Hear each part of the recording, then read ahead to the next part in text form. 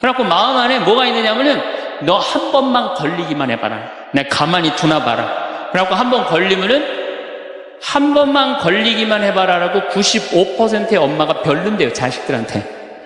그리고 걸리면은 두들겨 패는 엄마가 한 50%가 두들겨 팬대요. 어렸을 때 자식들한테. 이게 문제죠. 예. 또 누구 때문에 화가 나요, 여러분들? 죽지도 않는 시어머니 때문에 열받잖아요. 그냥 막 90, 100살이 됐는데도 그냥 안 죽고 그냥 건강하고 배고프다고 그러고 밥 내놓으라고 그러고. 또 우리 또 할머니들은 누구 때문에 화나요? 내 마음 몰라주는 며느리 때문에. 그러니까 사실은 화는 어디서 가장 많이 나느냐면 가정 안에서 가장 많이 나는 것 같아요. 다른 데보다는 가정 안에서 자식 때문에, 남편 때문에, 부모 때문에, 아니면 며느리 때문에 화가 나는 거죠. 화는 날 때 보면 작은 일로 시작해서 크게 터집니다. 되게 아무것도 아닌 일로 화를 내기 시작해서 나중에 크게 터져.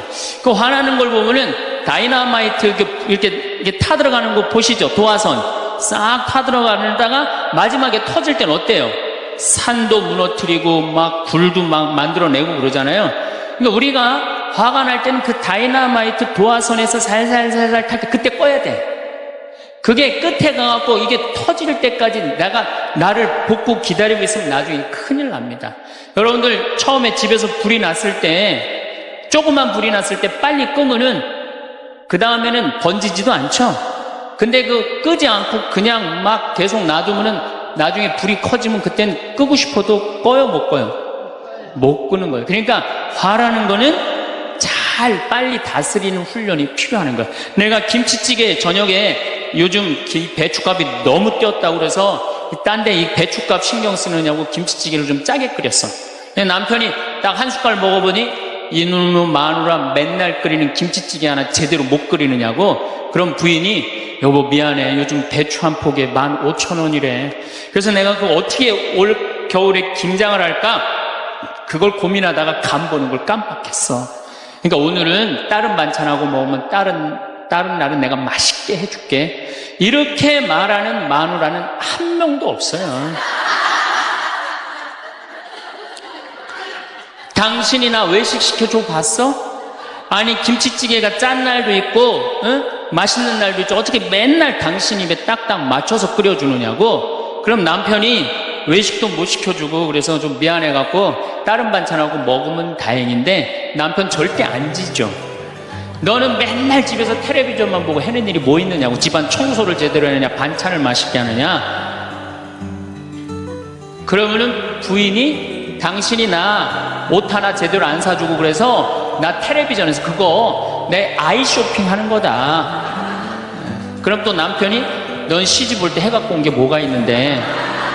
이러면은 점점 김치찌개로 시작해서 부부 능력 시집 올 때까지, 그리고 이제 나중에는 이렇게 사느니 너 죽고 나 죽자. 그래갖고 여러분들 뉴스 보도를 보면요, 자세히 보면요, 이런 뉴스가 굉장히 많이 나요. 아파트 15층에 느닷없이 14층에서 불이 나요. 그래갖고 소방관들이 와서 불을 끄고 주위 사람들 증언을 들어보면은 밤새 고함 소리가 오고 가고 난 뒤 불길이 치솟았다. 그러니까 이 홧김에 이렇게 사느니 너 죽고 나 죽자. 그래서 이불 방 한가운데다 갖다 놓고 석유 뿌리고 그리고 불 지르는 게 방화의 14%래요. 홧김에 지르는 불이 14%래요. 그 다음에 이 화라는 단어를 보면 불화자야. 여러분들 화가 나면 막 불이 나는 거야, 속에서. 이거를 다스리지 못하고 이거를 끄지 못하면은 우리가 점점 크게. 근데 화는 내면 낼수록 문제가 해결될까요? 문제가 꼬일까요? 화는 내면 낼수록 문제가 꼬여요. 제가 20년 전에 제가 알던 분 시동생이야. 근데 이 양반이 굉장히 다혈질이었어요. 성탄절 전날 불법 유턴을 하다가 걸렸어요. 걸려갖고 정경이 딱 잡아갖고 불법 유턴했습니다. 벌점 15점에 벌금 7만 원입니다. 나는 안 했다. 내가 분명히 봤습니다. 이놈의 새끼 안 했다는데 왜 자꾸 그러느냐? 너 경찰서장이 누구냐? 누굽니다. 그래 마침 친구였나 봐요. 내 친구인데 너 가만히 안 놔두겠다. 귀싸대기를 때렸어요. 정경 귀싸대기를. 그랬더니 정경이 가만히 있어요. 공무집행방해로 철창에 집어넣어버렸어요. 그래서 거기서 길길이 뛰다가 그 자리에서 뇌출혈로 죽었어요. 불법 유턴한 거 하나 때문에. 근데 우리는 그런 일들 참 많아요. 영상을 라디오처럼 편하게 틀어놓고 들으셔도 좋습니다. 구독과 좋아요, 알람 설정 꾹 눌러주세요. 황창현 신부님의 행복 특강 지금 바로 시작합니다. 천미수님, 반갑습니다. 오늘은 우리가 화나십니까? 라는 주제로 강의를 하도록 하겠습니다. 만약에 우리가 인생 살아가면서 이 화만 안 내도 우리 인생이 굉장히 평탄할 것 같아요. 근데 가끔 잘 참다가도 그냥 갑자기 한번 화가 나면은 막 모든 게 막 뒤죽박죽 되시지 않으세요? 저는 이 한국 사회를 보면은 화로 꽉 찬 것 같아요. 며칠 전에 그 지하철 2호선에서 할머니 한 분이 손자 같은 그 딸을, 손녀 같은 아이를 머리채를 막 힘도 얼마나 좋으신지 그냥 막 하는 모습을 보면서 아, 정말 우리나라에 화가 꽉 차 있구나. 우리 인생을 살아가면서 분노를 억제하지 못하고 돌이킬 수 없는 잘못을 저지를 때가 참 많아요. 홧김에 어떨 때는 부모도 죽여요. 홧김에 남편도 죽이고 홧김에 아내도 죽이고. 그래서 이 화를 잘 다스린다는 게 굉장히 중요한 것 같아요. 그럼 여러분 언제 화가 나요? 화가 나는 건 언제 화가 나냐면 무시당할 때. 남편이 시댁 식구들 앞에서 아니면 성당 모임에서 아, 우리 마누라는 할 줄 아는 게 아무것도 없다. 얼굴이 잘생겼나, 음식을 잘하나, 성격이 좋으나 마음에 드는 게 하나 없다고 정말로 남편이 구박하면은 정말로 속에서 부글부글 끓죠. 예, 내가 누구한테, 남편뿐만 아니라 다른 사람한테 내가 무시당할 때 우리는 화가 나요. 여기서 분노가 끌어올리죠. 또 남편들은 또 언제 화가 나요? 이 세상에서 아내한테 구박받을 처럼 화날 때가 없는 거예요. 당신 월급이 얼마냐? 우리 뭐 먹고 사냐? 누구 남편은 마누라 밍크코트 해줬대더라. 막 이러면은 남편도 막 홧김에 눈이 확 돌아가는 거죠. 여러분들도 남편, 아내 말고 또 누구한테 화날 때, 누구한테 무시당할 때 화가 나느냐면은 자식한테 무시당할 때 화나는 거예요. 더욱이 기가 막힌 거는 5살, 6살짜리한테 무시당하면요 막 끌어올라요. 여러분들 5살, 6살짜리가 막 엄마 말 안 듣고 살살 거짓말 시키면은 화나요, 안 나요? 뻔히 이놈이 거짓말 하는 거 아는데도 살살 거짓말 시키면은 엄마는 막 화가 나요. 그래갖고 엄마가 막 자백하라고 그러죠. 너 이게 거짓말 아니냐고. 그럼 애는 끝까지 감춰요. 그럼 엄마는 그거 감추는 게 화가 나갖고 애를 막 두들겨 패죠. 근데 사실은 여러분들 그 아이들한테 화나는 거는 애가 문제가 있어서 여러분들 마음 안에 화가 꽉 차 있어서 그래요.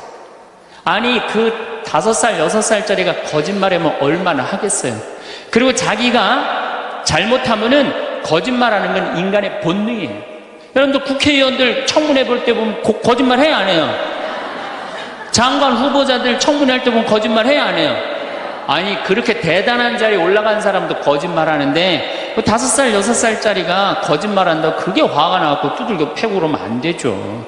그리고 뻔히 얘가 거짓말하는 거 알면서도 확인한다고 계속 자백해라, 이 진실을 말해라.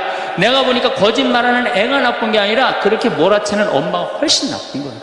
그래갖고 마음 안에 뭐가 있느냐면은 너 한 번만 걸리기만 해봐라. 내가 가만히 두나 봐라. 그래갖고 한 번 걸리면은 한 번만 걸리기만 해봐라라고 95%의 엄마가 별론데요, 자식들한테.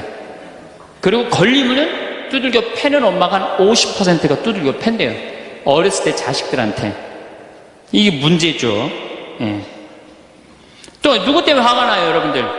죽지도 않는 시어머니 때문에 열받잖아요. 그냥 막 90, 100살이 됐는데도 그냥 안 죽고 그냥 건강하고 배고프다고 그러고 밥 내놓으라고 그러고. 또 우리 또 할머니들은 누구 때문에 화나요? 내 마음 몰라주는 며느리 때문에. 그러니까 사실은 화는 어디서 가장 많이 나느냐면 가정 안에서 가장 많이 나는 것 같아요. 다른 데보다는 가정 안에서 자식 때문에, 남편 때문에, 부모 때문에, 아니면 며느리 때문에 화가 나는 거죠. 화는 날 때 보면 작은 일로 시작해서 크게 터집니다. 되게 아무것도 아닌 일로 화를 내기 시작해서 나중에 크게 터져. 그 화나는 걸 보면은 다이너마이트 이렇게 타들어가는 거 보시죠? 도화선 싹 타들어가다가 마지막에 터질 땐 어때요? 산도 무너뜨리고 막 불도 막 만들어내고 그러잖아요. 그러니까 우리가 화가 날 때는 그 다이너마이트 도화선에서 살살살살 탈 때 그때 꺼야 돼. 그게 끝에 가갖고 이게 터질 때까지 나를 복구 기다리고 있으면 나중에 큰일 납니다. 여러분들 처음에 집에서 불이 났을 때, 조그만 불이 났을 때 빨리 끄면은 그 다음에는 번지지도 않죠. 근데 끄지 않고 그냥 막 계속 놔두면은 나중에 불이 커지면 그땐 끄고 싶어도 꺼요, 못 꺼요? 못 끄는 거예요. 그러니까 화라는 거는 잘 빨리 다스리는 훈련이 필요한 거예요. 내가 김치찌개 저녁에 요즘 배춧값이 너무 뛰었다고 그래서 딴 데 이 배춧값 신경 쓰느냐고 김치찌개를 좀 짜게 끓였어. 남편이 딱 한 숟갈 먹어보니 이놈의 마누라 맨날 끓이는 김치찌개 하나 제대로 못 끓이느냐고. 그럼 부인이 여보 미안해 요즘 배추 한 포기에 15,000원이래. 그래서 내가 어떻게 올 겨울에 김장을 할까 그걸 고민하다가 간 보는 걸 깜빡했어. 그러니까 오늘은 다른 반찬하고 먹으면 다른 날은 내가 맛있게 해줄게. 이렇게 말하는 마누라는 한 명도 없어요. 당신이나 외식 시켜줘 봤어?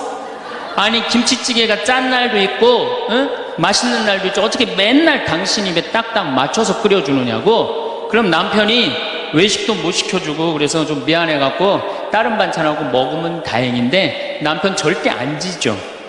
너는 맨날 집에서 텔레비전만 보고 해는 일이 뭐 있느냐고. 집안 청소를 제대로 하느냐, 반찬을 맛있게 하느냐.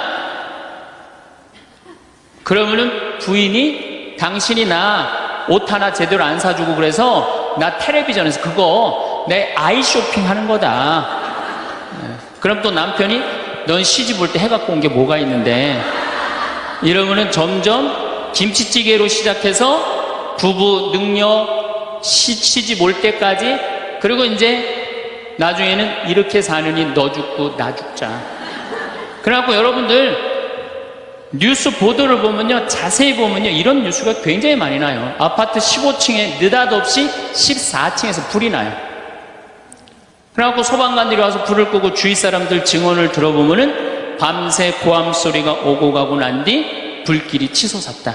그러니까 이 홧김에 이렇게 사느니 너 죽고 나 죽자. 그래서 이불 방 한가운데다 갖다 놓고 석유 뿌리고 그리고 불 지르는 게 방화의 14%래요. 홧김에 지르는 불이 14%래요. 그 다음에 이 화라는 단어를 보면 불화자야. 여러분들 화가 나면 막 불이 나는 거야, 속에서.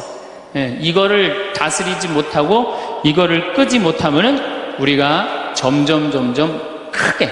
근데 화는 내면 낼수록 문제가 해결될까요? 문제가 꼬일까요? 화는 내면 낼수록 문제가 꼬여요. 제가 20년 전에 제가 알던 분 시동생이야. 근데 이 양반이 굉장히 다혈질이었어요. 성탄절 전날 불법 유턴을 하다가 걸렸어요.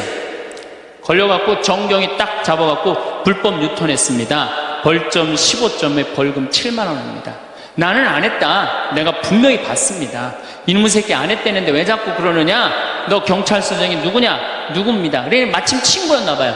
내 친구인데 너 가만히 안 놔두겠다고 귀싸대기를 때렸어요. 정경 귀싸대기를. 그랬더니 정경이 가만히 있어요. 공무집행방해로 철창에 집어넣어버렸어요. 그래서 거기서 길길이 뛰다가 그 자리에서 뇌출혈로 죽었어요. 불법 유턴한 거 하나 때문에. 근데 우리는 그런 일들 참 많아. 옛날에도 공중전화 오래 한다고 그런 사건도 있었죠. 그냥 아무것도 아닌데 그냥 조금만 한 번만 내가 이 고개를 숙이면 되는데. 저도 강의 다니느냐고 멀리 강의 갈 때 시간은 다가오고 차는 막히고 그러면 제가 불법 유턴도 많이 하고 빨간불일 때 건너도 많이 가요. 정말로. 왜냐하면 나를 기다리는 분이 보통 500명, 1000명인 경우가 많잖아요. 서울 올 때가 제일 그럴 때가 많아요.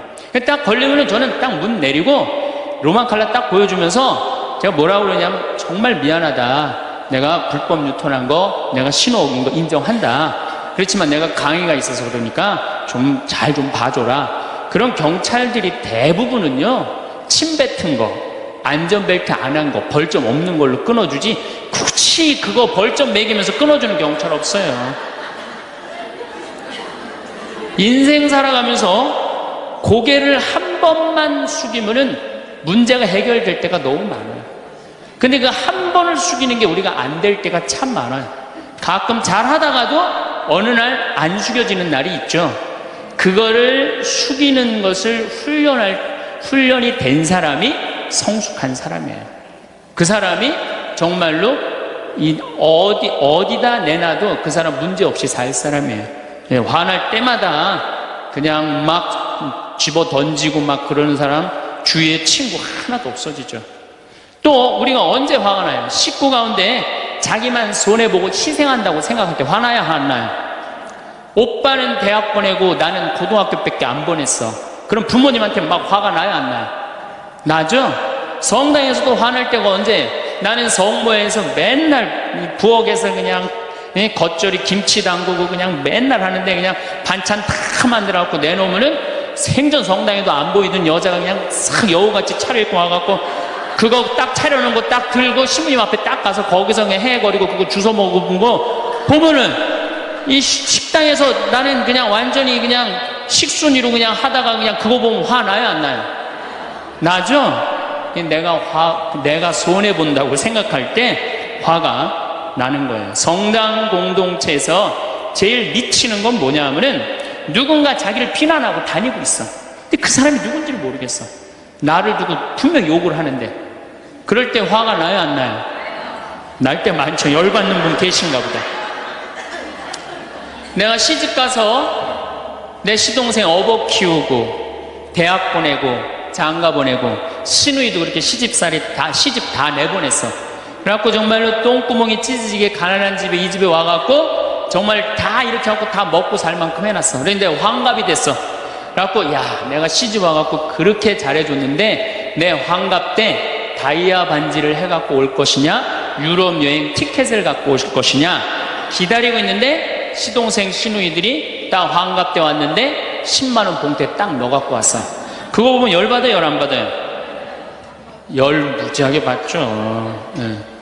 그래갖고 내가 너희들하고 인간관계를 갖나봐라. 그리고 인간관계 끊고 사는 사람들도 많아요. 해준 게 돌아오지 않을 때. 그렇죠? 내가 잘해줬는데 돌아오지 않을 때. 근데 우린 살아가면서 여러분 이제까지 은혜 받은 만큼 다른 사람한테 은혜 갚으셨어요? 저는 신부 되기까지 많은 신부님들, 많은 수녀님들, 많은 교우들이 저를 도와줬어요. 근데 신부 돼갖고 일일이 그분들한테 쫓아다니면서 다 감사했는가? 생각해보니까 다 하지 못했더라고요. 나도 다 감사하지 못했는데 내가 그 감사를 받지 못한다고 화낼 필요는 없지 않는가, 그런 생각이 들어요. 제가 신학교 다닐 때 우리 학장 신부님이, 돌아가신 배문환 신부님이 영성훈화 할 때 아주 이해하지 못하는 훈화를 꼭 하셨어요. 여러분들은 본당 신부가 돼갖고 교우의 40%만 지지를 받아도 여러분들은 성공하는 신부입니다. 근데 전 신학생 때 이해가 안 갔어요.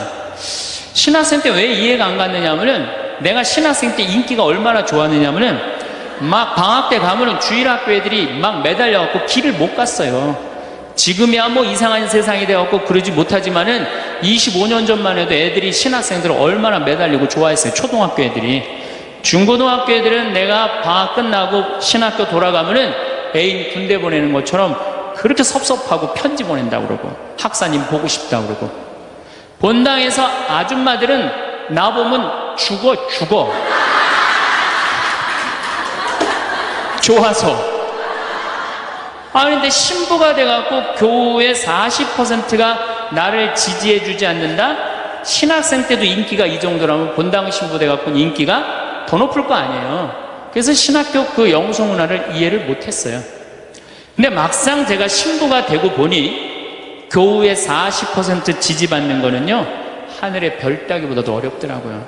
왜냐하면은 우리나라 지금 통계적으로 미사 참여율이 25% 나와요. 그러니까 정말로 그 신부님이 지지받는 신부님이다, 제대로 40% 지지받는 신부님이다, 그러면은 교우의 40% 미사 참여율 나와야 될 거 아니에요. 그러니까 교우가 1000명이라면 400명은 나와야 될 거 아니에요. 2000명이라면 800명이라면 나와야 되는데 2000명 중에 800명 나오는 본당은 없어요. 2000명이라면 한 500명 정도, 600명 정도 나와요. 많이 나와요. 우리나라 평균적으로. 그러니까 40% 지지받는다는 게 어려워. 예수님은 나 환자 10명 고쳐줬는데 몇 명 돌아왔죠? 1명 돌아왔어요. 그러니까 여러분들 주위에 있는 사람들 10명한테 잘해줬어. 10명한테 잘해줬는데 9명이 돌아오지 않는다고 해서 섭섭할 필요가 없다는 얘기죠. 그러니까 1명이라도 돌아오면은 다행인 거예요. 그러니까 모든 사람들한테 인정받는 일이 쉬운 일이 아니다. 많은 사람들 화나는 경우가 어떤 경우가 여러분들 화가 많이 나면 자기가 완전한 사람이라고 생각할 때, 자기 판단이 옳다고 생각할 때, 그걸 옳다고 믿을 때 화가 나요. 많은 분들이 어떤 경우가 있느냐면은 내가 관상 좀 볼 줄 아는데 그 사람 틀렸어. 아니면 내가 관상 좀 볼 줄 아는데 그 사람 진짜 괜찮은 사람이야. 이 중에 관상 못 보는 사람 어디 있어? 50년, 60년 살으면은 딱 보면 다 알지. 그렇죠? 그런데 그게 맞는 경우도 있고 틀리는 경우도 참 많아요. 근데 우리는 어떤 착각을 갖고 있냐면 내가 적어도 판단하는 건 맞다고 생각해요. 다 여기 저를 포함해서 여러분들 모두가 그런 생각을 해요. 근데 그게 허물어졌을 때 화가 나는 거예요. 그게 허물어졌을 때. 제가 지난달에 뉴욕에 강의를 갔었어요. 퀸즈 성당이라는 데서 강의를 했는데 교우들이 진짜 많이 나왔어요. 정말로 꽉 찼어요. 강의를 하는데 정말로 반응이 아주 좋더라고요. 이 강의가 끝나고 이제 본당 신부님하고 사제관 올라가는데 따라오는데 이게 한국 사람이 안 따라오고 미국 여자가 따라오는 거예요. 미국 여자가 따라와갖고 그러는 거예요. 신부님, 자기가 신부님 강의를 한국말을 잘 못 알아들어서 잘 알아듣지는 못하지만은 너무 감동을 받았다고. 신부님은 정말로 하느님의 사람이라고. 나는 듣다 내 강의를 정말로 감동받다 못한 미국 여자까지 내 강의를 감동을 받는구나.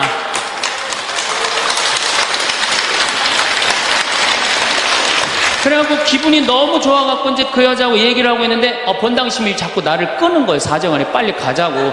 나 지금 미국 여자하고 얘기하는데 지금 본당 신부님이 내 팔을 자꾸 끄는 거예요. 그래갖고 신부님 나 좀 빨리 가자고. 나를 본당 신부님이 가자고 그러는데 어떻게 가자고 그랬더니 본당 신부님이 조금 지나가더니 신부님이 그러는 거예요. 신부님 저 여자 이거라고 이거.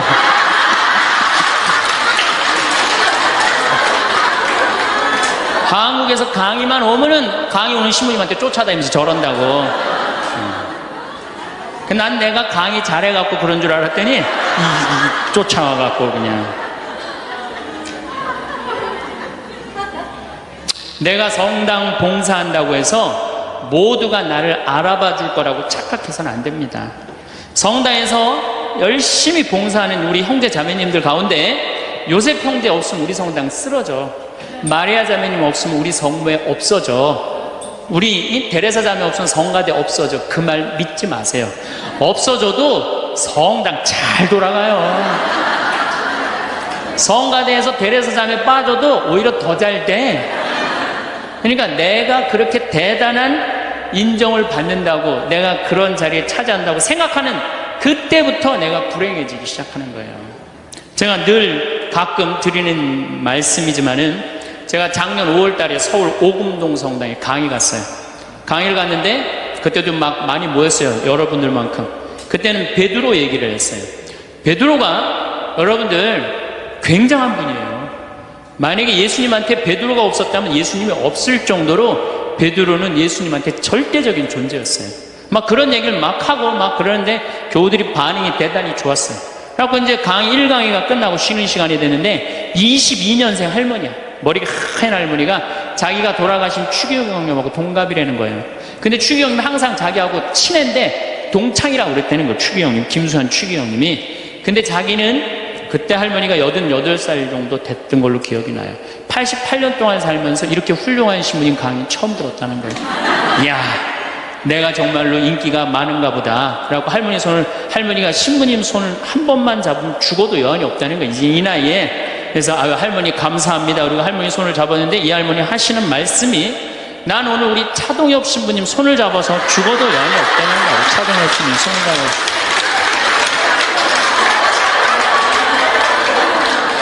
그래서 제가 그랬죠. 할머니, 저는 차동엽 신부가 아닙니다. 저는 황창현 신부입니다. 그렇게 분명히 말씀을 드렸는데 이 할머니는 황창현이라는 사람을 알지도 못하는 거예요. 그래갖고 또 뭐 상담하고 싶다는 분들이 있어서 상담을 쭉 하고 있는데 저쪽에 있는 할머니가 안 가고 기다리고 계시더라고요. 사람들이 다 떠났는데 할머니가 또 오셨어요. 이 유명한 시민 손 한번, 우리 차동엽 시민 손 한번 더 잡아보자고.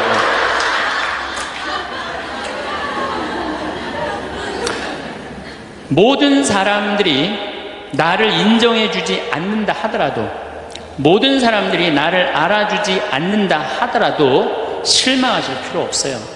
그리고 우리가 인생 살아가면서 모든 사람이 나를 인정해주는 일은 없어요.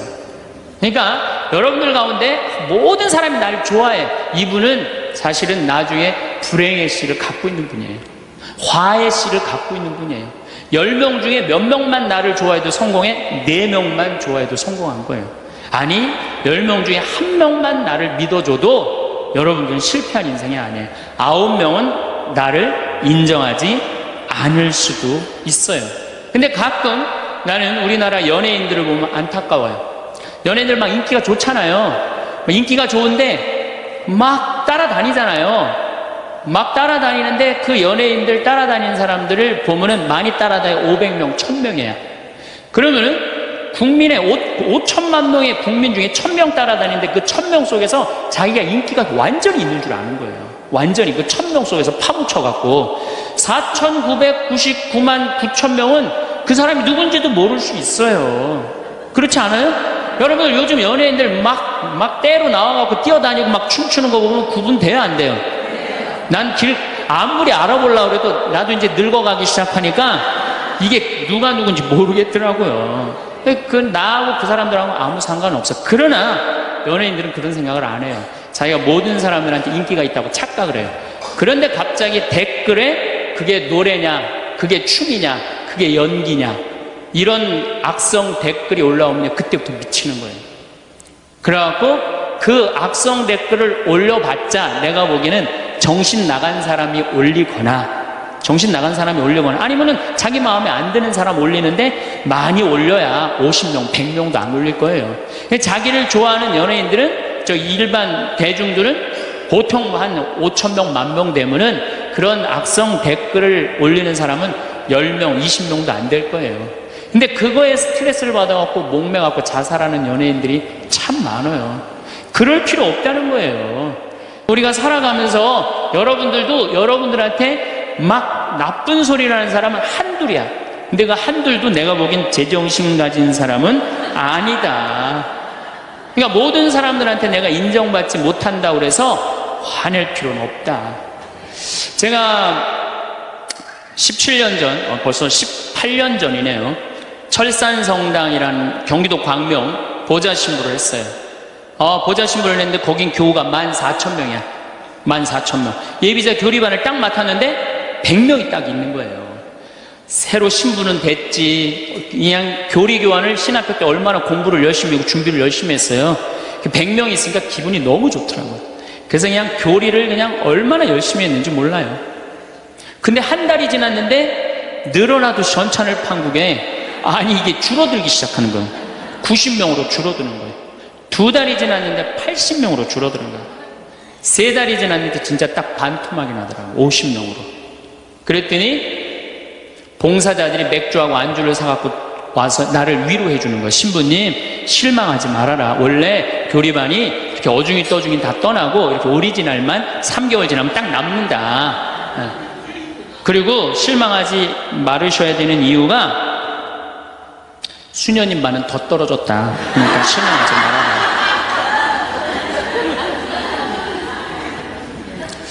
그때 제가 뭐라고 그랬냐면, 여러분들은 요한복음 6장도 읽어보지 않았느냐. 요한복음에 6장에 얘기가 나오면 예수님이 5,000명 먹인 기적 얘기가 나와요. 근데 요한복음 4장에 보면 예수님이 죽어가는 고간의 아들을 살려요. 그냥 예수님 활동하자마자 첫 기적은, 요한복음에서 첫 기적은 가나에 술 많게 하는 기적이고, 두 번째 기적이 뭐냐면은 죽어가는 고간의 아들을 살리는 거예요. 그럼 죽어가는 고간의 아들을 여러분들 본당 신부가 새로 발령받아 와서 내 아들이 암으로 막 죽어가. 근데 신부님이 가정방문 와갖고 내가 안수기도 한번 해볼게. 그래갖고 안수기도를 해줬는데 암으로 막 죽어가려고 그러는 아들이 살아났어. 그럼 그 신부님 인기가 본당에서 어떨 것 같아요? 성당 안 나오던 교우들도 그 신부님 구경하러 다 나올 거, 미사 참여에. 예수님 엄청나게 따라다녔어요. 그런데 요한복음 5장에 보면 예수님이 38년 동안 벳자다 연못에서 누워있던 사람을 지나가다가 측은한 마음이 들어서 일으켜 세워요.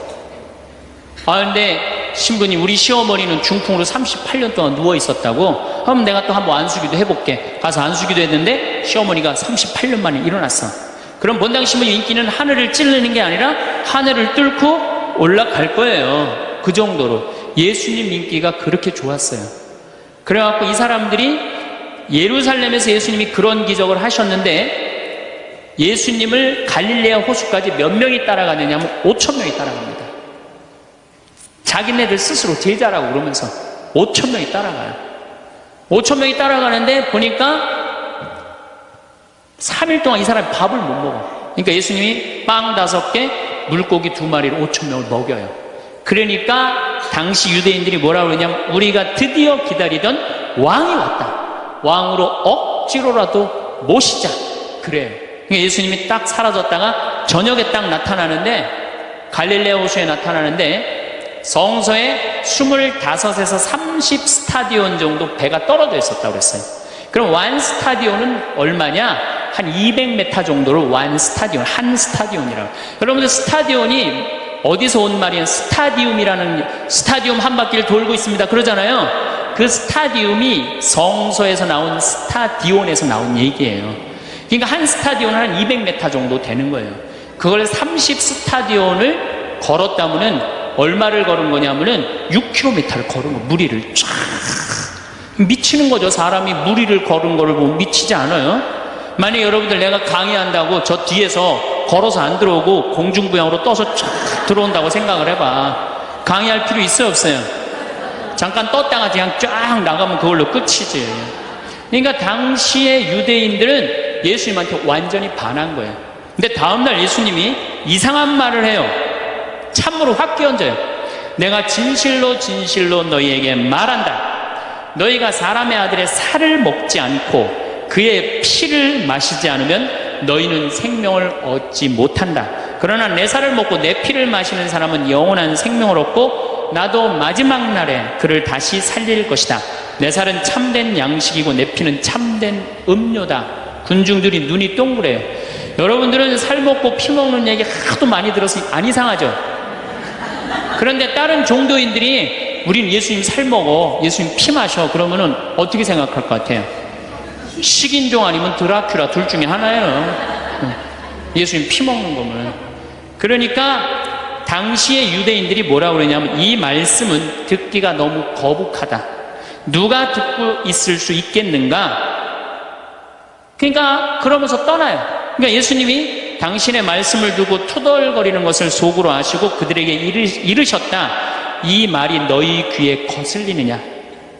그리고 성서에 이렇게 우리에게 말합니다. 이 일이 일어난 뒤로 제자들 가운데 많은 사람이 되돌아가고 더 이상 예수님과 함께 다니지 않았다. 다 떠나간 거예요. 말을 알아듣기 너무 어렵다고.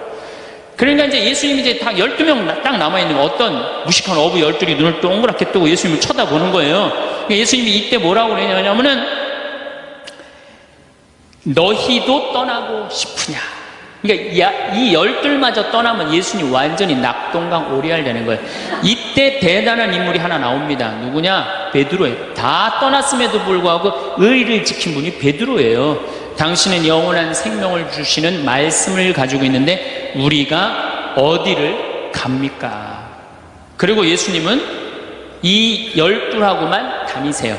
그리고 요한복음 6장 다음에 7장에는 뭐라고 써 있느냐면은 이들이 예수님을 죽이려 함으로 예수님은 더 이상 공식적으로 돌아다니지 않고 몰래 숨어서 갈릴레아만 다니셨다고 그래요. 그러니까 이 12하고만 그냥 돌아다닌 거 죽이려고 그러니까 피해서. 그러니까 예수님이 그렇게 죽어가는 고간 아들 살리고 38년 동안 배짜다 연못에 누워있던 사람 살리고 5,000명 먹이고 생 난리를 쳐갖고 막 5,000명이 따라다니다가 결국은 몇 명 건졌느냐? 12명 건진 거예요. 여러분들, 5,000명 중에 12명 건진 예수님이 나요? 100명 중에 50명 건진 제가 나요? 누가 나요? 내가 낫지 않아요? 아니, 내가 예수님보다 나은데 예비교 50명 떨어졌다고 실망할 게 뭐 있어.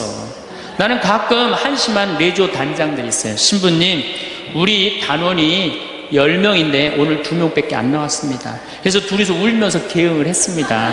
우리 레지오 해체해야 될까 봅니다. 이렇게 오는 단장이 있는데 한심한 단장이죠.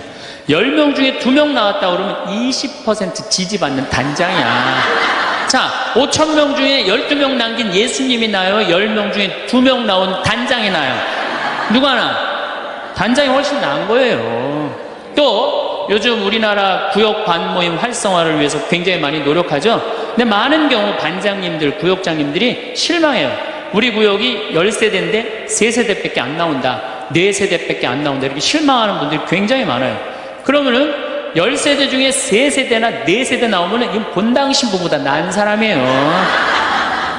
예수님보다는 뭐 더 난 사람이고, 실망할 필요가 뭐 있어. 예수님 뭐라고 그러냐면, 너희 중에 단 2-3 사람만 모여도 내가 그곳에 함께 있겠다. 그러면 됐지 뭐 이렇게 욕심이 많아요. 그러니까 여러분들, 모든 사람들한테 인정받는 건 쉬운 일이 아니고, 인정받으려고 할 때 우리 인생이 피곤해지고 화가 난다 이거예요. 제가 2년 전에 평화방송에 강의를 한 2달 정도 했어요. 많이 한 것도 아니에요, 2달. 그런데 정말로 인기가 대단하더라고. 막 전화가 얼마나 오는지. 특히 천주교 교우들은 의외로 전화를 안 하더라고. 개신교 성도들이 얼마나 전화를 많이 하는지 몰라요. 신부님 너무너무 설교 좋다고. 네. 천주교 교우들은 왜 전화 안 하냐면은, 천주교 교우들은 원래 입이 무겁잖아요.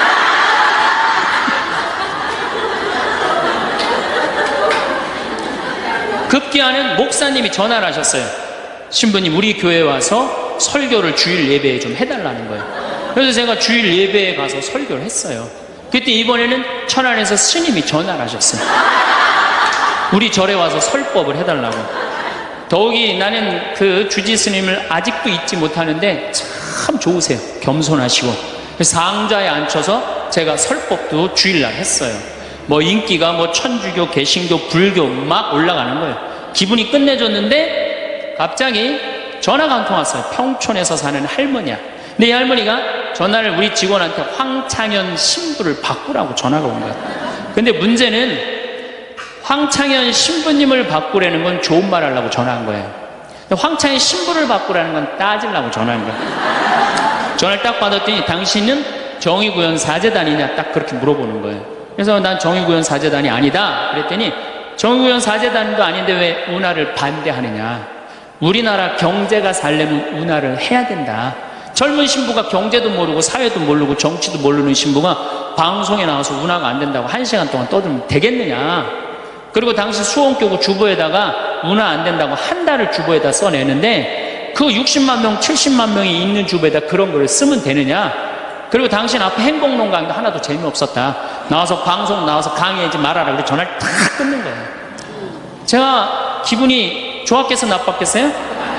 기분은 나빴지만 그 할머니 때문에 화를 주체하지 못해서 내가 목을 매갖고 자살을 해야 되겠다, 이 생각은 안 했어요. 생각이 다 틀린 거예요. 생각이 틀리고 상황이 다 틀린 거예요. 내 강의를 듣는 사람이 10,000명이라면 10,000명 중에 5,000명은 나하고 생각이 같을 수 있어요. 근데 5,000명은 나하고 틀릴 수 있어요. 5,000명이 틀리다고 그 5,000명 때문에 화낼 필요는 없다. 아, 나하고 틀릴 수도 있구나, 이렇게 생각하면 마음이 편안하거든요. 근데 그런 것 때문에 뭐 화를 내고 열낼 일이 뭐가 있어요. 또 한 번은 내가 노인에 대한 강의를 했어요. 우리 이제 안 죽는다. 우리 이제 100살까지 산다. 110살까지 산다. 그러니까 자식들한테 재산 물려주지 말고 다 여러분 위해 쓰다가 죽어라. 그리고 통장에 얼마만 남기면 되냐? 500만 원만 남겨라. 500만 원만. 그렇게 마음껏 쓰다가 죽을 때는 돌아다니다 지치면은 그냥 죽을 땐 꼴까닥 죽어라. 네, 이렇게 강의를 했더니 정말로 할머니들이 이번에는 전화를 무지하게 하는 거예요. 너무너무 내 노년을 확실히 알려줘서 고맙다고. 이번엔 순천에 있는 할아버지가 전화를 하셨어요. 신부님, 저는 70 먹은 노인인데 침례 교회를 다닙니다. 근데 신부님 강론을 듣고 가슴이 뻥 뚫렸다는 거예요. 내가 남은 인생 30년이나 남았는데 어떻게 살아야 되는지 너무너무 잘 들었다고. 근데 신부님이 다음 주에 이제 돈 다 쓰다가 꼴까닥 죽는 방법을 알려준다고 그랬는데 그 주간에 당신이 어딜 가갖고 못 들었대, 내 강의를. 그래갖고 꼴까닥 죽는 방법을 알려달라고 전화를 했더라고. 이야, 정말로 이 순천의 할아버지도 나한테 전화를, 기분이 너무너무 좋더라고요. 근데 하느님은 참 짓궂게도 그 전화 끊자마자 이번에는 저 부산에서 전화가 왔어요. 황창현 신부를 바꾸라고. 전화를 딱 받았더니 당신이 황창현 신부냐고. 내가 황창현 신부라. 당신 요즘 왜 그런 강의를 방송에서 나와서 해서 집안을 평지 풍파를 일으키는 거예요. 그러니까 내 강의를 듣고 시어머니일 거예요. 시어머니가 내 강의를 듣고 며느리를 불러서 한 소리 한 거지. 나 안 죽는데더라. 너 나 위에서 쓰다가 나 통장에 500만 원만 남길 테니까 나한테 유산 받을 생각 꿈도 꾸지 말아라. 그렇게 이제 얘기를 한 거야. 그러니까 그냥 열받으니까 나한테 전화를 한 거죠. 그런 강의 하지 말라고. 그리고 그 다음에는 한마디 더 하더라고요. 당신 강의하는 거 재수없다고 그랬잖아.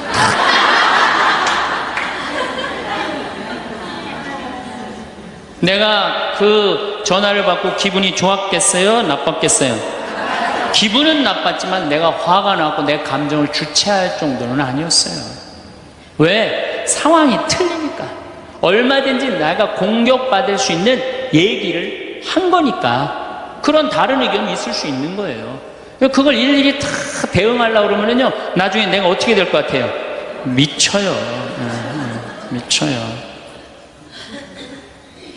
여러분들, 요즘 나는 가끔 텔레비전 보면서 총리들도, 대통령도 막 신발 막 던지고 막 결함 막 던지고 그러잖아요. 대통령한테도. 우리가 남이 나한테 평가하는 게 전부는 아닙니다. 자기 소신, 자기 확신, 자기 멋이 있으면은요, 누가 뭐라 그래도 별로 거기에 흔들리지 않아요. 근데 그냥 남들 말에 막 귀 기울이고 그냥 거기에 신경 쓰는 사람은 조금만 뭐가 있어도 화를 내고 자기를 주체하지 못하는 거예요. 루카복음 9장 51절을 보면 예수님이 사마리아를 통해 예루살렘으로 올라가려고 할 때 사마리아 사람들이 예루살렘에 간다는 이유로 예수님을 거부해요. 들어가지 못하게, 동네를. 그 동네로 지나가면 지름길로 갈 수 있는데, 그러니까 야고보하고 요한이 열받아갖고 뭐라 그러냐면 하늘에서 불을 내려다가 살러버릴까요? 얼마나 열받았으면은 하늘에서 불을 내려다가 살러버릴까요? 그래요. 근데 예수님은 이 둘을 꾸짖고 돌아가세요.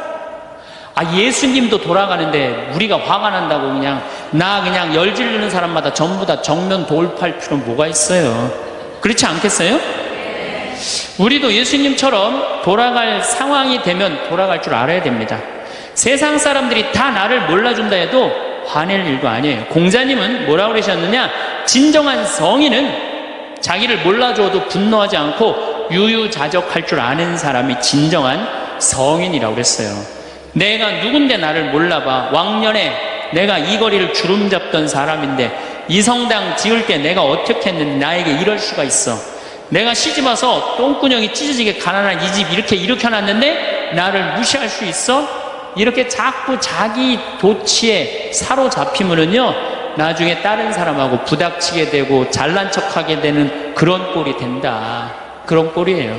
여러분들, 반대로 모두를 사랑할 수 있어요? 내가 모든 사람들한테 사랑받을 수도 없지만은 반대로 사랑할 수 있느냐? 다 사랑할 수 있어요? 쉽지 않죠? 내가 본당 신부 해보니까 다 사랑하는 사람이 있긴 있더라고요. 누가 다 사랑하느냐면 머리에 꽃 꽂은 여자가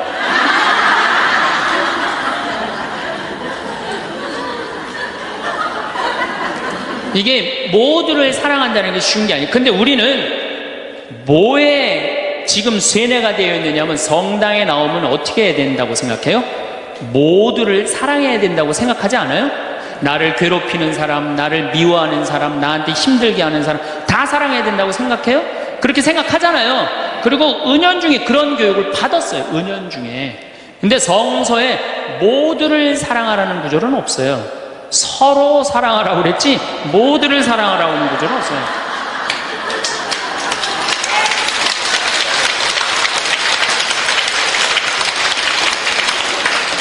그러면은 이 모두를 이 사랑하는 게 얼마나 어려우느냐 요 얘기만 하고 다음 시간에 얘기하도록 하겠습니다. 사람은요 동그란 사람이 있고 네모난 사람이 있고 세모난 사람이 있고 별난 사람이 있어요.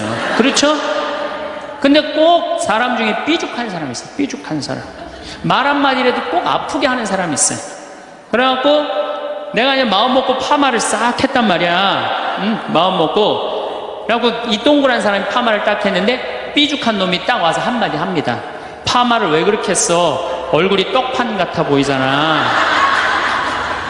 그럼 이 동그란 사람 피가 뚝뚝 떨어져요? 안 떨어져요? 뚝뚝 떨어지는데 동그란 사람 특징은 뭐냐? 남한테 싫은 소리 하면 안 되는 줄 알고 있는 거예요. 그러니까 동그란 사람이 그렇게 내 가슴에 피가 떨어지면 한마디 해줘야 될 거 아니에요. 내가 떡판이든 뭐든 네가 무슨 상관이냐 이렇게 얘기를 해야 되는데 동그란 사람은 파마를 왜 그렇게 해서 얼굴이 떡판 같잖아. 그러면 동그란 사람이 뭐라고 그러냐면 그러게 해다 보니 그렇게 됐네. 그리고 어디 가서 울기 시작하냐면 성당에 가서 울기 시작하는 거예요. 예수님, 저 삐죽한 여자가 나보고 떡판이래요. 근데 예수님 당신이 정말로 십자가에서 참고 인내하고 용서하고 사랑했으니까 나도 참고 용서하고 인내하고 사랑할게요. 그래갖고 그냥 겨우 어떻게 주체할 수 없는 걸 다스려갖고 고해성사를 봤어. 고해성사를 봐갖고 용서를 했어. 자기하고 예수님하고 신부님하고는 화해를 했는데 그 삐죽한 사람하고는 화해했어 안 했어요? 삐죽한 사람은 찔렀는지도 모르고 몰라요. 그 사람 피가 흐르는지도 몰라요. 그런데 더 동그란 사람이 미치는 건 뭐냐면 그렇게 찔러놓고 딴 데 가고 막 헤헤거리고 또 수다 떨면은 동그란 사람이 속으로 무슨 생각이 들어요? 넌 웃음이 나오니? 난 지금 피가 뚝뚝 흐르는데. 가을이 돼갖고 그냥 마음 먹고 성당을 나왔는데 삐죽한 놈이 동그란 사람한테 한마디 또 합니다. 아니 요즘 남편이 돈 못 벌어? 옷을 왜 이렇게 후줄구리하게 입고 다녀? 그러면 또 피가 뚝뚝 떨어지는 거야. 이 동그란 사람 여러분들 삐죽한 사람 만나야 돼? 만나지 말아야 돼? 만나면 안 돼요. 이 삐죽한 놈 누구 소개시켜줘야 되냐면 별난 놈 소개시켜줘야 돼. 별난 놈. 찔러도 안 나오는 별난 놈. 이런 놈 소개시켜줘야지 어떻게 모두를 사랑할 수 있어요. 그거는 불가능한 얘기예요. 모두를 사랑한다는 거. 그러니까 여러분들 오늘 이후로 나는 모든 사람을 사랑할 것이다. 그러면 나중에 누가 망가지냐면 내가 망가져요. 모두를 사랑하면서 자기가 완전히 망가지는 거예요. 모두를 사랑하면서 기쁨은 다행인데 모두를 사랑하면서 그걸 끌어안느냐고 속에서 부글부글 끓어. 그냥 화가 꽉 차 있는 거죠. 우리는 평생을 자식 뒷바라지하며 살아왔습니다. 밥 한 술이라도 더 먹이려고 애쓰고 좋은 교육시키려고 잠 못 자고 노력해왔죠. 그런데 어느 순간부터 자식이 부모의 말을 귀담아 듣지 않고 때론 무시하는 듯한 태도를 보일 때가 있습니다. 그런 모습을 볼 때면 가슴이 철렁 내려앉죠. 내가 뭘 그렇게 잘못했을까? 예전에는 안 그랬는데 도대체 언제부터 이렇게 된 걸까? 이제는 내가 필요 없는 사람이 된 걸까? 이런 생각이 들면서 속상하고 서운한 감정이 밀려옵니다. 특히 예전에는 부모가 하는 말을 잘 듣던 자식이 나이가 들면서 점점 대화도 줄어들고 마치 알아서 하겠다는 듯한 태도를 보일 때 우리는 더 큰 허탈감을 느끼게 됩니다. 오늘은 자식이 왜 부모를 무시하는 듯한 행동을 보이는지 그 이유를 함께 살펴보겠습니다. 자식을 키워보신 분들은 다들 공감하실 거예요. 어릴 때는 부모 말을 잘 따르던 아이가 사춘기가 오면서 말수가 줄고 대화할 때도 퉁명스럽게 대답하죠. 처음엔 사춘기니까 그러려니 하고 넘어갑니다. 하지만 성인이 돼서도 그런 태도가 이어질 때 부모는 점점 상처를 받습니다. 자식이 부모를 무시하는 것처럼 보이는 이유는 단순하지 않습니다. 크게 4가지 이유로 나눠볼 수 있습니다. 첫째, 부모가 너무 많은 것을 해주었기 때문입니다. 부모 마음이 다 그렇습니다. 자식이 힘든 길 걷지 않게 실수하지 않게 도와주고 싶죠. 그래서 늘 필요한 걸 챙겨주고 조언도 해주고 어려운 일은 대신 해결해주곤 했습니다. 하지만 이런 헌신이 지나치면 자식은 부모의 도움을 당연하게 여기게 됩니다. 어릴 때는 부모가 해주는 것에 고마워하지만 시간이 지나면서 이건 원래 부모가 해야 하는 일이라고 생각하는 경우가 많아요. 그리고 자기가 원하는 대로 안 되면 불만을 품기도 하죠. 부모가 자식을 위해 온 힘을 다해 희생했는데 돌아오는 건 감사가 아니라 무시라면 그 배신감이 얼마나 클까요? 둘째, 부모가 자식에게 존중받는 방법을 배우지 않았기 때문입니다. 부모 세대는 존경이라는 게 자연스럽게 따라오는 거라고 생각했습니다. 예전에는 어른 말은 무조건 들어야 한다는 문화가 있었고 가정에서도 부모 말에 토를 다는 일이 드물었죠. 하지만 요즘 세대는 다릅니다. 자식은 부모를 권위적인 존재로 보기보다는 같이 살아가는 사람으로 여깁니다. 이런 차이가 생기면서 부모가 하는 말이 잔소리처럼 들리거나 대화할 때 자식이 대충 넘겨버리는 경우가 많아졌어요. 여기서 중요한 점은 자식이 부모를 일부러 무시하는 것이 아니라 부모가 존중받기 위한 방식을 배우지 않았다는 겁니다. 우리가 자식에게 예의와 존중을 가르쳤던 것처럼 사실은 부모도 자식과의 관계에서 스스로를 존중받는 법을 배워야 합니다. 셋째, 자식이 부모를 옛날 사람으로 여기기 때문입니다. 부모와 자식 사이에 세대 차이가 나는 건 당연한 일입니다. 문제는 이 세대 차이가 단순한 취향 차이가 아니라 서로를 이해하지 못하게 만드는 벽이 되어버린다는 겁니다. 부모가 해주는 조언을 자식이 귀담아 듣지 않는 이유 중 하나가 바로 여기에 있습니다. 예를 들어 부모는 자식에게 요즘 같은 세상엔 안정적인 직업이 최고야 라고 말할 수 있습니다. 하지만 자식 입장에서는 부모님이 요즘 시대를 잘 몰라서 그런다라고 생각할 수도 있어요. 그러다 보면 자연스럽게 부모의 말을 가볍게 듣고 심지어 몰라도 되는 이야기라고 생각하게 됩니다. 그리고 부모가 스마트폰, 인터넷 같은 최신 기술을 잘 다루지 못하면 자식은 부모를 더 구식으로 여기죠. 부모가 해주는 이야기를 저건 옛날 방식이야 라고 치부하면서 귀담아 듣지 않게 되는 겁니다. 넷째, 자식이 부모에게 서운한 감정을 쌓아왔을 수도 있습니다. 부모 입장에서는 최선을 다해 키웠지만 자식이 성장하는 과정에서 부모에게 서운했던 기억이 남아있을 수도 있습니다. 어린 시절 부모가 바빠서 충분히 시간을 못 보내줬다든지 어떤 문제에 대해 대화하지 않고 일방적으로 혼냈다든지 이런 기억들이 남아있다면 자식이 부모에게 거리감을 느낄 수도 있습니다. 특히 부모가 기대하는 모습과 자식이 원하는 삶이 다를 경우 자식은 부모가 나를 있는 그대로 인정하지 않는다는 생각을 하게 됩니다. 그러면서 부모가 하는 말을 가볍게 여기고 때로는 일부러 반발하는 태도를 보일 수도 있죠. 자식을 키우면서 단 한 번도 상처 주지 않고 완벽한 부모가 되는 건 불가능합니다. 하지만 중요한 건 자식이 그런 감정을 가졌을 가능성이 있다는 걸 인정하는 것입니다. 그리고 그 감정을 이해하려는 태도를 보이면 부모와 자식 사이의 벽이 조금씩 허물어질 수 있습니다.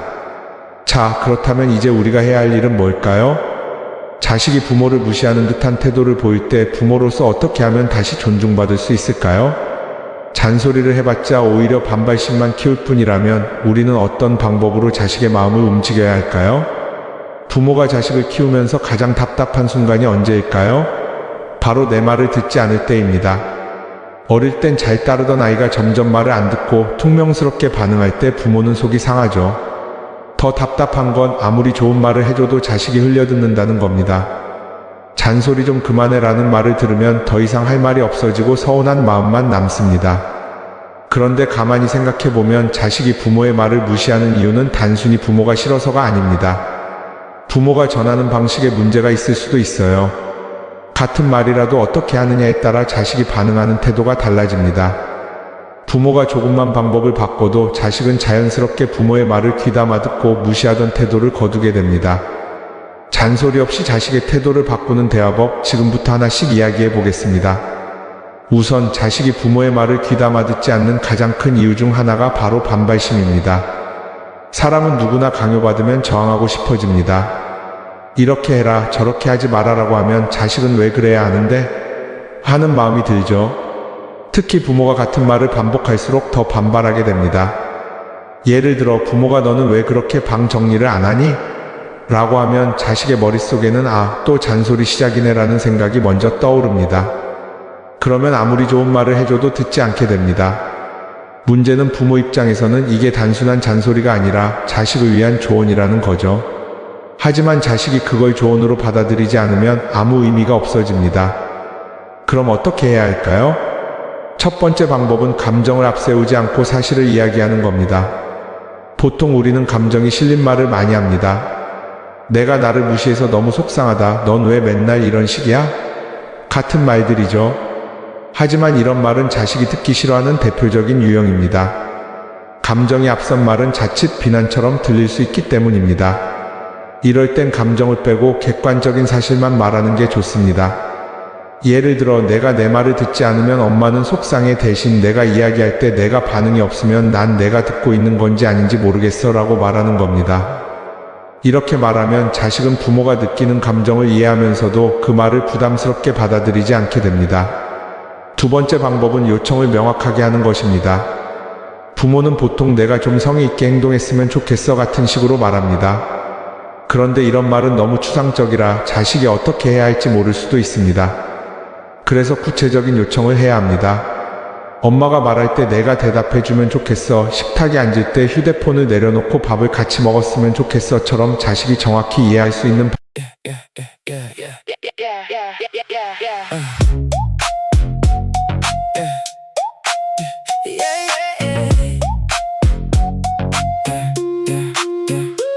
You left your hoodie on my chair again. Keys in the bowl like you live here now.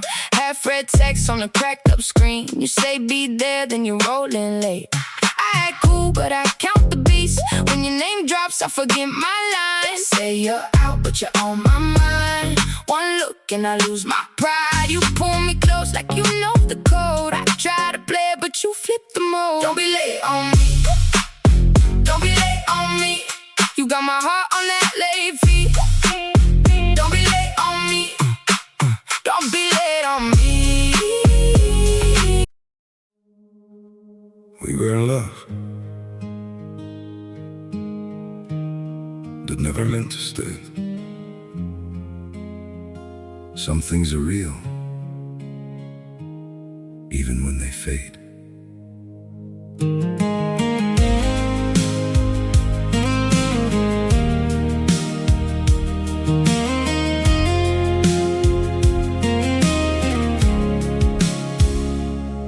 I used to think if we kept holding on, we could bend the truth somehow.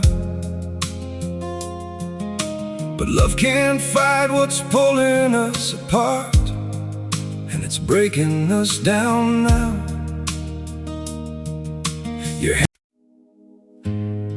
We had it all, or at least it felt that way.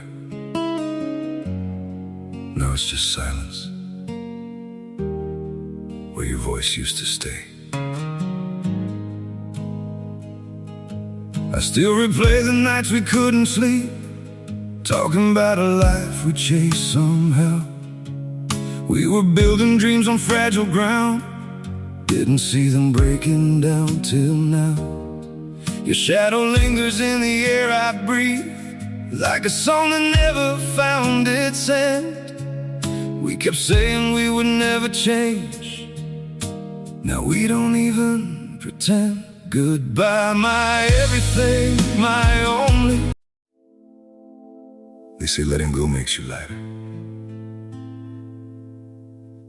So why does my chest feel heavier every time I try to forget you? I packed away the pictures on the shelf, but somehow you're still everywhere. In every quiet moment I can't escape, you're the echo hanging in the air. I told myself this was the right thing, that love shouldn't feel this hard. But walking away from what we built feels like tearing out apart. We say goodbye just to let go.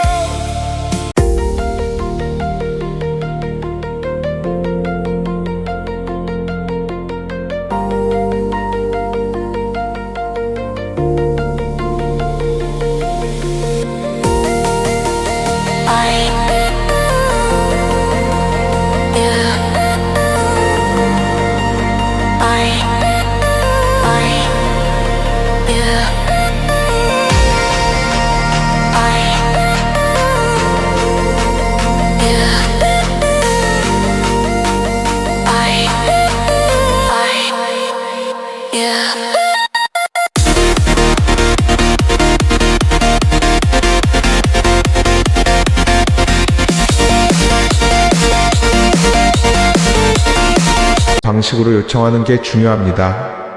세 번째 방법은 자식의 입장에서 생각해 보는 겁니다.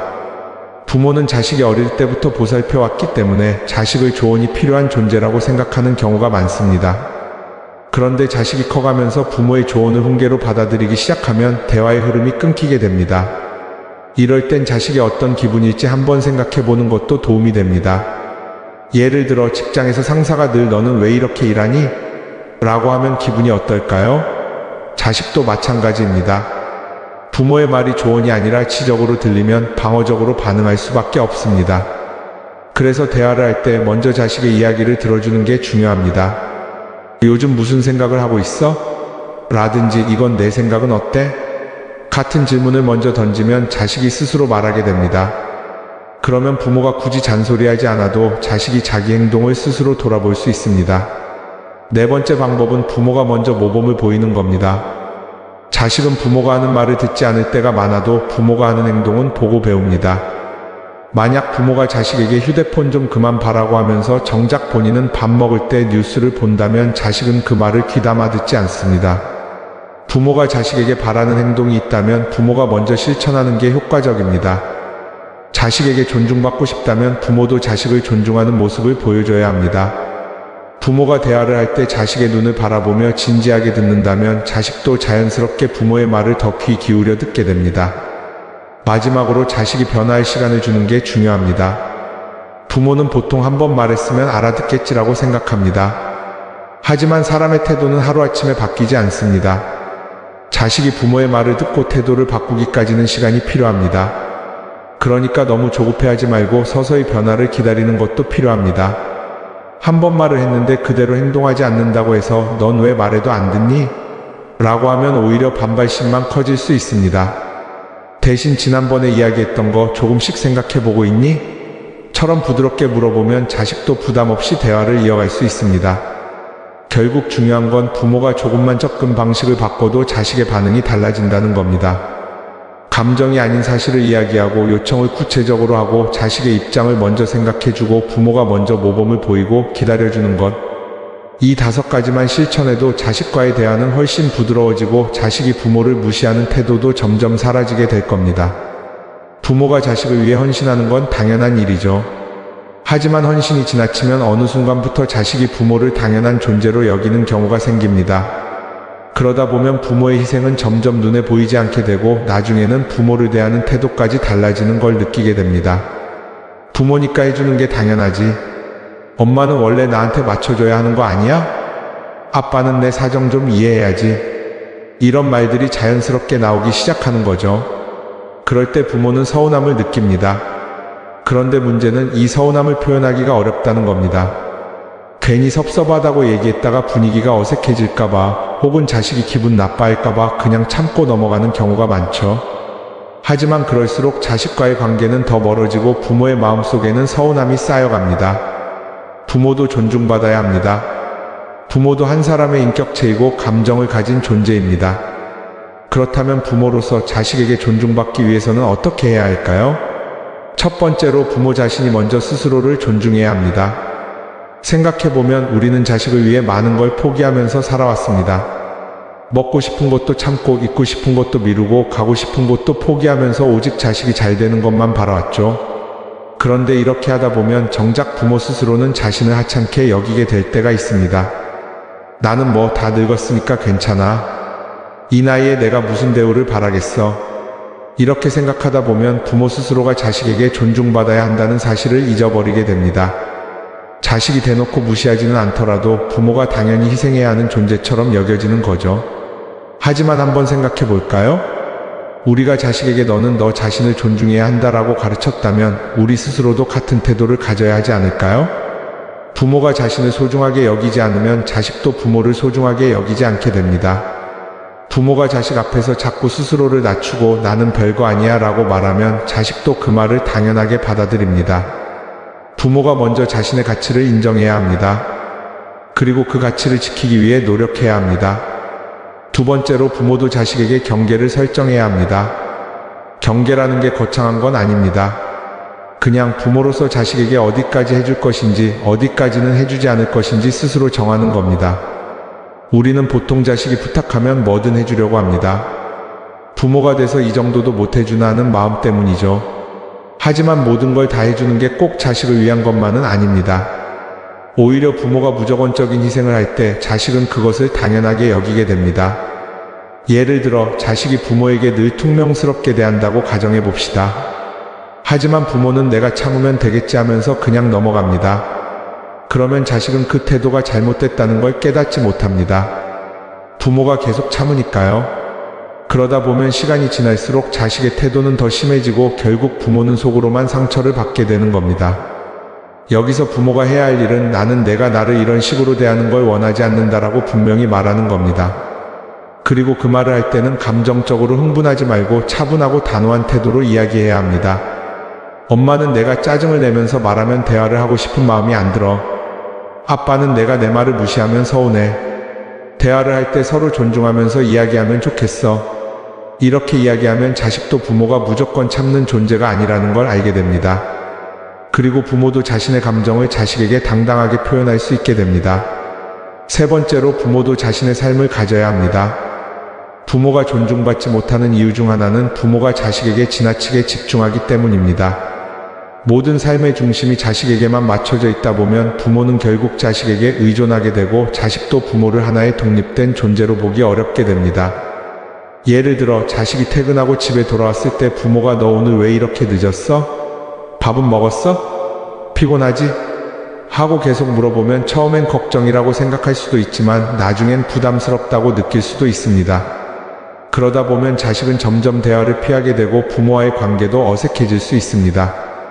부모가 자식에게 존중받기 위해서는 부모도 자기 삶을 가져야 합니다. 자식만 바라보는 게 아니라 부모 스스로 즐길 수 있는 취미를 찾고 사람들을 만나고 새로운 것을 배우면서 자신의 삶을 충실하게 살아야 합니다. 그러면 자연스럽게 자식도 부모를 하나의 독립된 인격체로 바라보게 되고 더 존중하는 태도를 가지게 됩니다. 부모가 자식에게 존중받기 위해서는 부모가 먼저 스스로를 존중해야 합니다. 그리고 자식과의 관계에서 적절한 경계를 설정하고 부모 스스로의 삶을 찾아야 합니다. 자식에게 모든 걸 맞추다 보면 결국 부모의 존재는 희미해질 수밖에 없습니다. 부모로서 자식을 사랑하는 마음은 변함없겠지만 그 사랑 속에서도 부모 자신을 지키는 일이 필요합니다. 그래야 자식도 부모를 더 소중하게 여기고 존중하는 태도를 가지게 됩니다.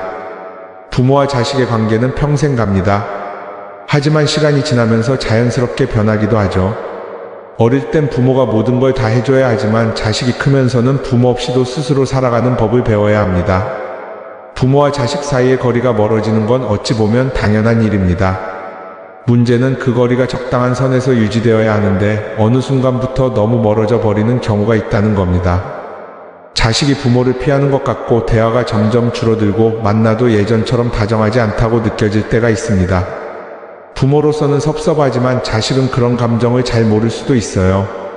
자식 입장에서는 그냥 자연스러운 변화라고 생각할 수도 있습니다. 하지만 부모의 입장에서는 서운한 게 사실입니다. 그렇다면 어떻게 해야 할까요? 부모와 자식이 나이가 들어도 좋은 관계를 유지하려면 어떤 노력이 필요할까요? 첫 번째, 자식과의 거리를 조절하는 게 중요합니다. 부모는 자식을 챙기고 싶어 합니다. 밥은 잘 먹는지, 직장은 괜찮은지, 연애는 잘하는지, 결혼은 언제 할 건지 이런 것들이 늘 궁금하죠. 하지만 자식 입장에서는 부모의 관심이 때로는 부담이 될 수도 있습니다. 특히 자식이 성인이 된 이후에는 부모의 관심이 지나치면 오히려 관계가 멀어질 수 있어요. 자식이 힘들 때 부모에게 먼저 다가올 수 있도록 적당한 거리를 유지하는 게 중요합니다. 어떤 부모님들은 자식에게 연락이 없으면 서운한 마음에 먼저 전화를 걸거나 자식이 바쁜데도 계속 안부를 묻곤 합니다.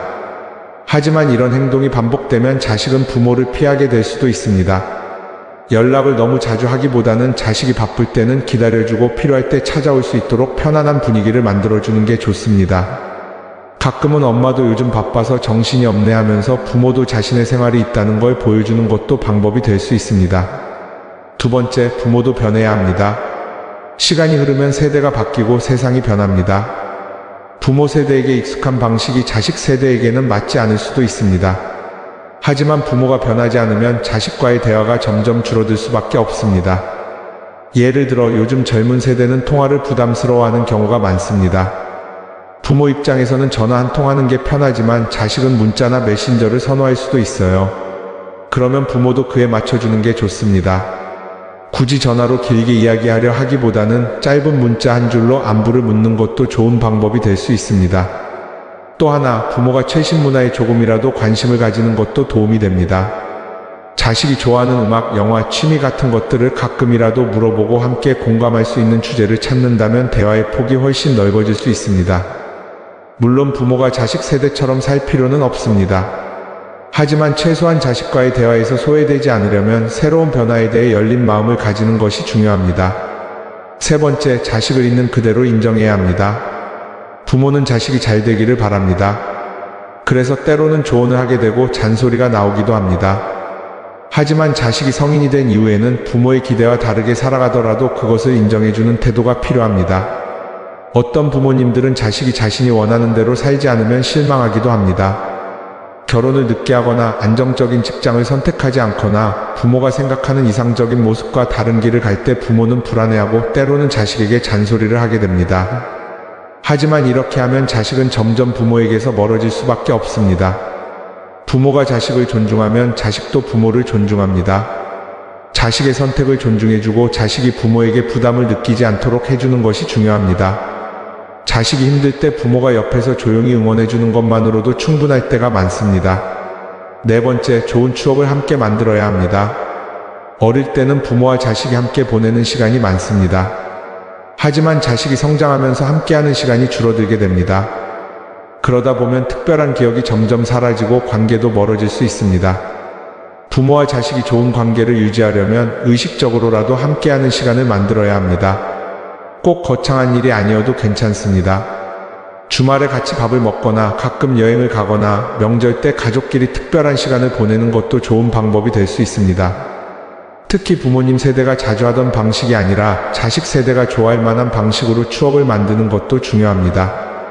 예를 들어 요즘 젊은 사람들은 사진 찍는 걸 좋아하죠. 부모님도 자식과 사진을 찍고 함께 앨범을 만들어 보는 것도 좋은 추억이 될 수 있습니다. 관계는 시간이 지나면 자연스럽게 멀어질 수도 있습니다. 하지만 부모가 조금만 노력하면 자식과의 거리를 다시 좁힐 수 있습니다. 자식을 이해하려고 노력하고 자식에게 부담을 주지 않으면서도 따뜻한 존재로 남아있는 것, 그리고 가끔씩이라도 좋은 추억을 함께 만들어 가는 것, 이런 작은 노력들이 쌓이면 부모와 자식의 관계는 오랫동안 건강하게 유지될 수 있습니다. 부모와 자식은 서로 사랑하는 존재지만 사랑만으로 모든 것이 해결되지는 않습니다. 서로를 존중하고 적절한 거리를 유지하며 함께할 수 있는 시간을 만들어가는 것, 그것이 부모와 자식이 평생 좋은 관계를 유지하는 비결입니다. 오늘 황창현 신부님 명품 강론 한 번 더 들으시면 새로운 의미를 찾으실 수 있습니다. 반복 재생하겠습니다. 천미수님, 반갑습니다. 오늘은 우리가 화나십니까? 라는 주제로 강의를 하도록 하겠습니다. 만약에 우리가 인생 살아가면서 이 화만 안 내도 우리 인생이 굉장히 평탄할 것 같아요. 근데 가끔 잘 참다가도 그냥 갑자기 한번 화가 나면은 막 모든 게 막 뒤죽박죽 되시지 않으세요? 저는 이 한국 사회를 보면은 화로 꽉 찬 것 같아요. 며칠 전에 그 지하철 2호선에서 할머니 한 분이 손자 같은 그 딸을, 손녀 같은 아이를 머리채를 막 힘도 얼마나 좋으신지 그냥 막 하는 모습을 보면서 아, 정말 우리나라에 화가 꽉 차 있구나. 우리 인생을 살아가면서 분노를 억제하지 못하고 돌이킬 수 없는 잘못을 저지를 때가 참 많아요. 홧김에 어떨 때는 부모도 죽여요. 홧김에 남편도 죽이고 홧김에 아내도 죽이고. 그래서 이 화를 잘 다스린다는 게 굉장히 중요한 것 같아요. 그럼 여러분 언제 화가 나요? 화가 나는 건 언제 화가 나냐면 무시당할 때. 남편이 시댁 식구들 앞에서 아니면 성당 모임에서 아, 우리 마누라는 할 줄 아는 게 아무것도 없다. 얼굴이 잘생겼나, 음식을 잘하나, 성격이 좋으나 마음에 드는 게 하나 없다고 정말로 남편이 구박하면은 정말로 속에서 부글부글 끓죠. 예, 내가 누구한테, 남편뿐만 아니라 다른 사람한테 내가 무시당할 때 우리는 화가 나요. 여기서 분노가 끌어올리죠. 또 남편들은 또 언제 화가 나요? 이 세상에서 아내한테 구박받을 처럼 화날 때가 없는 거예요. 당신 월급이 얼마냐? 우리 뭐 먹고 사냐? 누구 남편은 마누라 밍크코트 해줬대더라. 막 이러면은 남편도 막 홧김에 눈이 확 돌아가는 거죠. 여러분들도 남편, 아내 말고 또 누구한테 화날 때, 누구한테 무시당할 때 화가 나느냐면은 자식한테 무시당할 때 화나는 거예요. 더욱이 기가 막힌 거는 5살, 6살짜리한테 무시당하면요 막 끌어올라요. 여러분들 5살, 6살짜리가 막 엄마 말 안 듣고 살살 거짓말 시키면은 화나요, 안 나요? 뻔히 이놈이 거짓말하는 거 아는데도 그냥 살살 거짓말 시키면은 엄마는 막 화가 나요. 그래갖고 엄마가 막 자백하라고 그러죠. 너 이게 거짓말 아니냐고. 그럼 애는 끝까지 감춰요. 그럼 엄마는 그거 감추는 게 화가 나갖고 애를 막 두들겨 패죠. 근데 사실은 여러분들 그 아이들한테 화나는 거는 애가 문제가 있어서 여러분들 마음 안에 화가 꽉 차 있어서 그래요. 아니 그 5살, 6살짜리가 거짓말하면 얼마나 하겠어요. 그리고 자기가 잘못하면은 거짓말하는 건 인간의 본능이에요. 여러분들 국회의원들 청문회 볼 때 보면 거짓말 해야 안 해요? 장관 후보자들 청문회 할 때 보면 거짓말 해야 안 해요? 아니 그렇게 대단한 자리에 올라간 사람도 거짓말 하는데 5살, 6살짜리가 거짓말 한다고 그게 화가 나갖고 두들겨 패고 그러면 안 되죠. 그리고 뻔히 얘가 거짓말하는 거 알면서도 확인한다고 계속 자백해라, 이 진실을 말해라. 내가 보니까 거짓말하는 애가 나쁜 게 아니라 그렇게 몰아치는 엄마가 훨씬 나쁜 거예요. 그래갖고 마음 안에 뭐가 있느냐면은 너 한 번만 걸리기만 해봐라. 내가 가만히 두나 봐라. 그래갖고 한 번 걸리면은 한 번만 걸리기만 해봐라라고 95%의 엄마가 별론데요, 자식들한테. 그리고 걸리면은 두들겨 패는 엄마가 한 50%가 두들겨 팬대요. 어렸을 때 자식들한테. 이게 문제죠. 예. 또 누구 때문에 화가 나요, 여러분들? 죽지도 않는 시어머니 때문에 열받잖아요. 그냥 막 90, 100살이 됐는데도 그냥 안 죽고 그냥 건강하고 배고프다고 그러고 밥 내놓으라고 그러고. 또 우리 또 할머니들은 누구 때문에 화나요? 내 마음 몰라주는 며느리 때문에. 그러니까 사실은 화는 어디서 가장 많이 나느냐면 가정 안에서 가장 많이 나는 것 같아요. 다른 데보다는 가정 안에서 자식 때문에, 남편 때문에, 부모 때문에, 아니면 며느리 때문에 화가 나는 거죠. 화는 날 때 보면 작은 일로 시작해서 크게 터집니다. 되게 아무것도 아닌 일로 화를 내기 시작해서 나중에 크게 터져. 그 화나는 걸 보면은 다이너마이트 이렇게 타들어가는 거 보시죠? 도화선 싹 타들어가다가 마지막에 터질 때는 어때요? 산도 무너뜨리고 막 굴도 막 만들어내고 그러잖아요. 그러니까 우리가 화가 날 때는 그 다이너마이트 도화선에서 살살살살 탈 때 그때 꺼야 돼. 그게 끝에 가갖고 이게 터질 때까지 나를 복고 기다리고 있으면 나중에 큰일 납니다. 여러분들 처음에 집에서 불이 났을 때, 조그만 불이 났을 때 빨리 끄면은 그 다음에는 번지지도 않죠. 근데 그 끄지 않고 그냥 막 계속 놔두면은 나중에 불이 커지면 그땐 끄고 싶어도 꺼요, 못 꺼요? 못 끄는 거예요. 그러니까 화라는 거는 잘 빨리 다스리는 훈련이 필요한 거예요. 내가 김치찌개 저녁에 요즘 배춧값이 너무 뛰었다고 그래서 딴 데 이 배춧값 신경 쓰느냐고 김치찌개를 좀 짜게 끓였어. 남편이 딱 한 숟갈 먹어보니 이놈의 마누라 맨날 끓이는 김치찌개 하나 제대로 못 끓이느냐고. 그럼 부인이 여보 미안해, 요즘 배추 한 포기에 15,000원이래. 그래서 내가 그 어떻게 올 겨울에 김장을 할까 그걸 고민하다가 간 보는 걸 깜빡했어. 그러니까 오늘은 다른 반찬하고 먹으면 다른 날은 내가 맛있게 해줄게. 이렇게 말하는 마누라는 한 명도 없어요. 당신이나 외식 시켜줘 봤어? 아니 김치찌개가 짠 날도 있고 맛있는 날도 있죠. 어떻게 맨날 당신 입에 딱딱 맞춰서 끓여주느냐고. 그럼 남편이 외식도 못 시켜주고 그래서 좀 미안해갖고 다른 반찬하고 먹으면 다행인데 남편 절대 안 지죠. 너는 맨날 집에서 텔레비전만 보고 해낸 일이 뭐 있느냐고. 집안 청소를 제대로 하느냐, 반찬을 맛있게 하느냐. 그러면은 부인이 당신이 나 옷 하나 제대로 안 사주고 그래서 나 텔레비전에서 그거 내 아이 쇼핑 하는 거다. 그럼 또 남편이 넌 시집 올 때 해갖고 온 게 뭐가 있는데, 이러면은 점점 김치찌개로 시작해서 부부 능력 시집 올 때까지, 그리고 이제 나중에는 이렇게 사느니 너 죽고 나 죽자.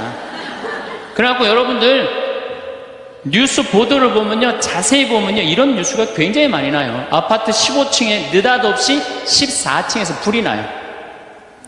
그래갖고 소방관들이 와서 불을 끄고 주위 사람들 증언을 들어보면은 밤새 고함 소리가 오고 가고 난 뒤 불길이 치솟았다. 그러니까 이제 홧김에 이렇게 사느니 너 죽고 나 죽자. 그래서 이불 방 한가운데다 갖다 놓고 석유 뿌리고 그리고 불 지르는 게 방화의 14%래요. 홧김에 지르는 불이 14%래요. 그 다음에 이 화라는 단어를 보면 불화자야. 여러분들 화가 나면 막 불이 나는 거야, 속에서. 이거를 다스리지 못하고 이거를 끄지 못하면은 우리가 점점 크게. 근데 화는 내면 낼수록 문제가 해결될까요? 문제가 꼬일까요? 화는 내면 낼수록 문제가 꼬여요. 제가 20년 전에 제가 알던 분 시동생이야. 근데 이 양반이 굉장히 다혈질이었어요. 성탄절 전날 불법 유턴을 하다가 걸렸어요. 걸려갖고 정경이 딱 잡아갖고 불법 유턴했습니다. 벌점 15점에 벌금 7만 원입니다. 나는 안 했다. 내가 분명히 봤습니다. 이놈의 새끼 안 했다는데 왜 자꾸 그러느냐? 너 경찰서장이 누구냐? 누굽니다. 그래 마침 친구였나 봐요. 내 친구인데 너 가만히 안 놔두겠다고 귀싸대기를 때렸어요. 정경 귀싸대기를. 그랬더니 정경이 가만히 있어요. 공무집행방해로 철창에 집어넣어버렸어요. 그래서 거기서 길길이 뛰다가 그 자리에서 뇌출혈로 죽었어요. 불법 유턴한 거 하나 때문에. 근데 우리는 그런 일들 참 많아. 옛날에도 공중전화 오래 한다고 그런 사건도 있었죠. 그냥 아무것도 아닌데 그냥 조금만 한 번만 내가 이 고개를 숙이면 되는데, 저도 강의 다니느냐고 멀리 강의 갈 때 시간은 다가오고 차는 막히고 그러면 제가 불법 유턴도 많이 하고 빨간불일 때 건너도 많이 가요. 정말로. 왜냐하면 나를 기다리는 분이 보통 500명, 1000명인 경우가 많잖아요. 서울 올 때가 제일 그럴 때가 많아요.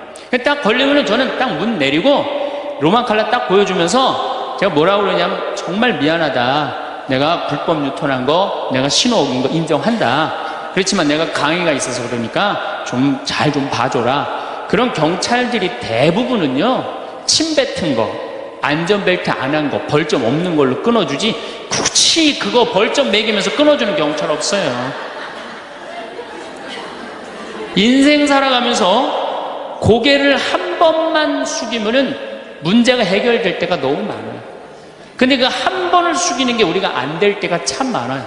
가끔 잘 하다가도 어느 날 안 숙여지는 날이 있죠. 그거를 숙이는 것을 훈련이 된 사람이 성숙한 사람이에요. 그 사람이 정말로 어디다 내놔도 그 사람 문제 없이 살 사람이에요. 화날 때마다 그냥 막 집어 던지고 막 그러는 사람 주위에 친구 하나도 없어지죠. 또 우리가 언제 화가 나요? 식구 가운데 자기만 손해보고 희생한다고 생각할 때 화나야 안 나요? 오빠는 대학 보내고 나는 고등학교밖에 안 보냈어. 그럼 부모님한테 막 화가 나요 안 나요? 나죠?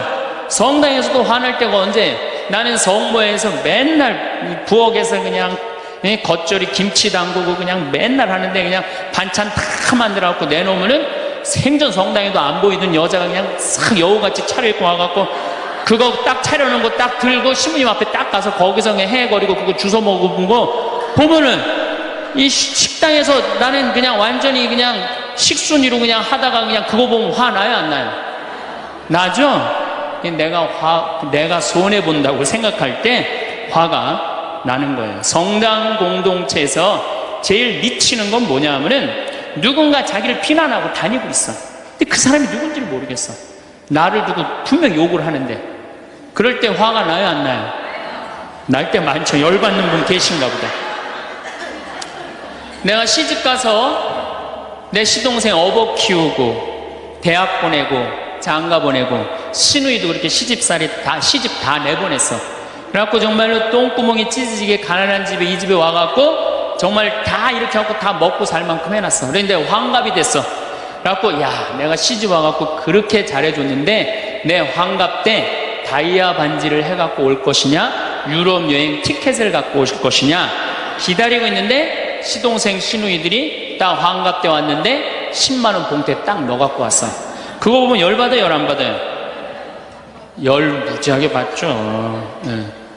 그래갖고 내가 너희들하고 인간관계를 갖나 봐라. 그리고 인간관계 끊고 사는 사람들도 많아요.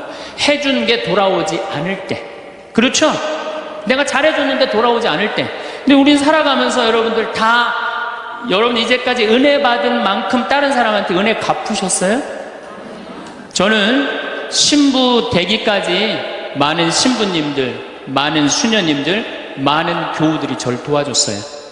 근데 신부 돼갖고 일일이 그분들한테 쫓아다니면서 다 감사했는가? 생각해보니까 다 하지 못했더라고요. 나도 다 감사하지 못했는데 내가 그 감사를 받지 못한다고 화낼 필요는 없지 않는가, 그런 생각이 들어요. 제가 신학교 다닐 때 우리 학장 신부님이, 돌아가신 배문환 신부님이 영성훈화 할 때 아주 이해하지 못하는 훈화를 꼭 하셨어요. 여러분들은 본당 신부가 돼갖고 교우의 40%만 지지를 받아도 여러분들은 성공하는 신부입니다. 근데 전 신학생 때 이해가 안 갔어요. 신학생 때 왜 이해가 안 갔느냐 하면은, 내가 신학생 때 인기가 얼마나 좋았느냐면은 막 방학 때 가면은 주일학교 애들이 막 매달려갖고 길을 못 갔어요. 지금이야 뭐 이상한 세상이 되었고 그러지 못하지만은 25년 전만 해도 애들이 신학생들을 얼마나 매달리고 좋아했어요. 초등학교 애들이. 중고등학교 애들은 내가 방학 끝나고 신학교 돌아가면은 애인 군대 보내는 것처럼 그렇게 섭섭하고 편지 보낸다고 그러고 학사님 보고 싶다고 그러고, 본당에서 아줌마들은 나보면 죽어 좋아서. 근데 신부가 돼갖고 교우의 40%가 나를 지지해주지 않는다? 신학생 때도 인기가 이 정도라면 본당 신부 돼갖고 인기가 더 높을 거 아니에요. 그래서 신학교 그 영성문화를 이해를 못했어요. 근데 막상 제가 신부가 되고 보니 교우의 40% 지지받는 거는요, 하늘의 별 따기보다도 어렵더라고요. 왜냐하면은 우리나라 지금 통계적으로 미사 참여율이 25% 나와요. 그러니까 정말로 그 신부님이 지지받는 신부님이다, 제대로 40% 지지받는 신부님이다, 그러면은 교우의 40% 미사 참여율 나와야 될 거 아니에요. 그러니까 교우가 1000명이라면 400명은 나와야 될 거 아니에요. 2000명이라면 800명이라면 나와야 되는데 2000명 중에 800명 나오는 본당은 없어요. 2000명이라면 한 500명 정도, 600명 정도 나와요. 많이 나와요, 우리나라 평균적으로. 그러니까 40% 지지받는다는 게 어려워. 예수님은 나 환자 10명 고쳐줬는데 몇 명 돌아왔죠? 1명 돌아왔어요. 그러니까 여러분들이 여러분들 주위에 있는 사람들 10명한테 잘해줬어. 10명한테 잘해줬는데 9명이 돌아오지 않는다고 해서 섭섭할 필요가 없다는 얘기죠. 그 1명이라도 돌아오면은 다행인 거예요. 그러니까 모든 사람들한테 인정받는 일이 쉬운 일이 아니다. 많은 사람들 화나는 경우가, 어떤 경우가 여러분들 화가 많이 나면 자기가 완전한 사람이라고 생각할 때, 자기 판단이 옳다고 생각할 때, 그걸 옳다고 믿을 때 화가 나요. 많은 분들이 어떤 경우가 있느냐면은 내가 관상 좀 볼 줄 아는데 그 사람 틀렸어. 아니면 내가 관상 좀 볼 줄 아는데 그 사람 진짜 괜찮은 사람이야. 이 중에 관상 못 보는 사람 어디 있어? 50년 60년 살으면은 딱 보면 다 알지, 그렇죠? 그런데 그게 맞는 경우도 있고 틀리는 경우도 참 많아요. 근데 우리는 어떤 착각을 갖고 있냐면 내가 적어도 판단하는 건 맞다고 생각해요. 다 여기 저를 포함해서 여러분들 모두가 그런 생각을 해요. 근데 그게 허물어졌을 때 화가 나는 거예요. 그게 허물어졌을 때. 제가 지난달에 뉴욕에 강의를 갔었어요. 퀸즈 성당이라는 데서 강의를 했는데 교우들이 진짜 많이 나왔어요. 정말로 꽉 찼어요. 강의를 하는데 정말로 반응이 아주 좋더라고요. 이 강의가 끝나고 이제 본당 신부님하고 사제관을 올라가는데 따라오는데 이 한국 사람이 안 따라오고 미국 여자가 따라오는 거예요. 미국 여자가 따라와갖고 그러는 거예요. 신부님, 자기가 신부님 강의를 한국말을 잘 못 알아들어서 잘 알아듣지는 못하지만은 너무 감동을 받았다고. 신부님은 정말로 하느님의 사람이라고. 어우, 나는 듣다 내 강의를 정말로 감동받다 못한 미국 여자까지 내 강의를 감동을 받는구나.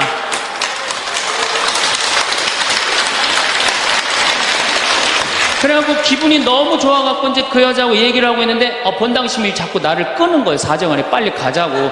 나 지금 미국 여자하고 얘기하는데 지금 본당 신부님이 내 팔을 자꾸 끄는 거예요. 그래갖고 아니 신부님 나 좀 빨리 가자고. 나를 본당 신부님이 가자고 그랬는데 어떻게 가자고 그랬더니 본당 신부님이 조금 지나가더니 신부님이 그러는 거예요. 신부님 저 여자 이거라고 이거.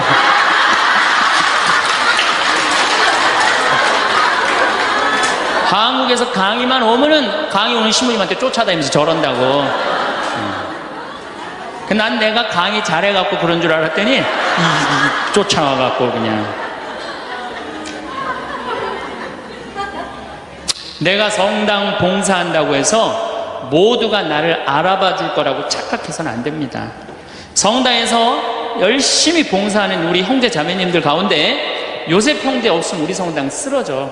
마리아 자매님 없으면 우리 성모에 없어져. 우리 데레사 자매 없으면 성가대 없어져. 그 말 믿지 마세요. 없어져도 성당 잘 돌아가요. 성가대에서 데레사 자매 빠져도 오히려 더 잘 돼. 그러니까 내가 그렇게 대단한 인정을 받는다고, 내가 그런 자리에 차지한다고 생각하는 그때부터 내가 불행해지기 시작하는 거예요. 제가 늘 가끔 드리는 말씀이지만은, 제가 작년 5월 달에 서울 오금동 성당에 강의 갔어요. 강의를 갔는데 그때도 막 많이 모였어요. 여러분들만큼. 그때는 베드로 얘기를 했어요. 베드로가 여러분들 굉장한 분이에요. 만약에 예수님한테 베드로가 없었다면 예수님이 없을 정도로 베드로는 예수님한테 절대적인 존재였어요. 막 그런 얘기를 막 하고 막 그러는데 교우들이 반응이 대단히 좋았어요. 그래서 이제 강의 1강의가 끝나고 쉬는 시간이 되는데 22년생 할머니야. 머리가 하얀 할머니가 자기가 돌아가신 추기영 형님하고 동갑이라는 거예요. 근데 추기영 형님 항상 자기하고 친했는데 동창이라고 그랬다는 거예요. 추기영 형님, 김수환 추기영 형님이. 근데 자기는 그때 할머니가 88살 정도 됐던 걸로 기억이 나요. 88년 동안 살면서 이렇게 훌륭한 신부님 강의 처음 들었다는 거예요. 이야, 내가 정말로 인기가 많은가 보다. 그래갖고 할머니가 신부님 손을 한 번만 잡으면 죽어도 여한이 없다는 거예요. 이제 이 나이에. 그래서 할머니 감사합니다. 그리고 할머니 손을 잡았는데 이 할머니 하시는 말씀이, 난 오늘 우리 차동엽 신부님 손을 잡아서 죽어도 여한이 없다는 거예요. 차동엽 신부님 손을 잡아서.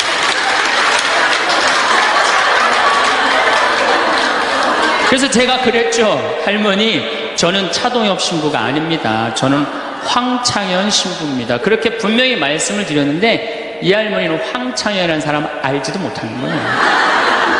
그래갖고 또 뭐 상담하고 싶다는 분들이 있어서 상담을 쭉 하고 있는데 저쪽에 있는 할머니가 안 가고 기다리고 계시더라고요. 사람들이 다 떠났는데 할머니가 또 오셨어요. 이 유명한 신부님 손 한번, 우리 차동엽 신부님 손 한번 더 잡아보자고.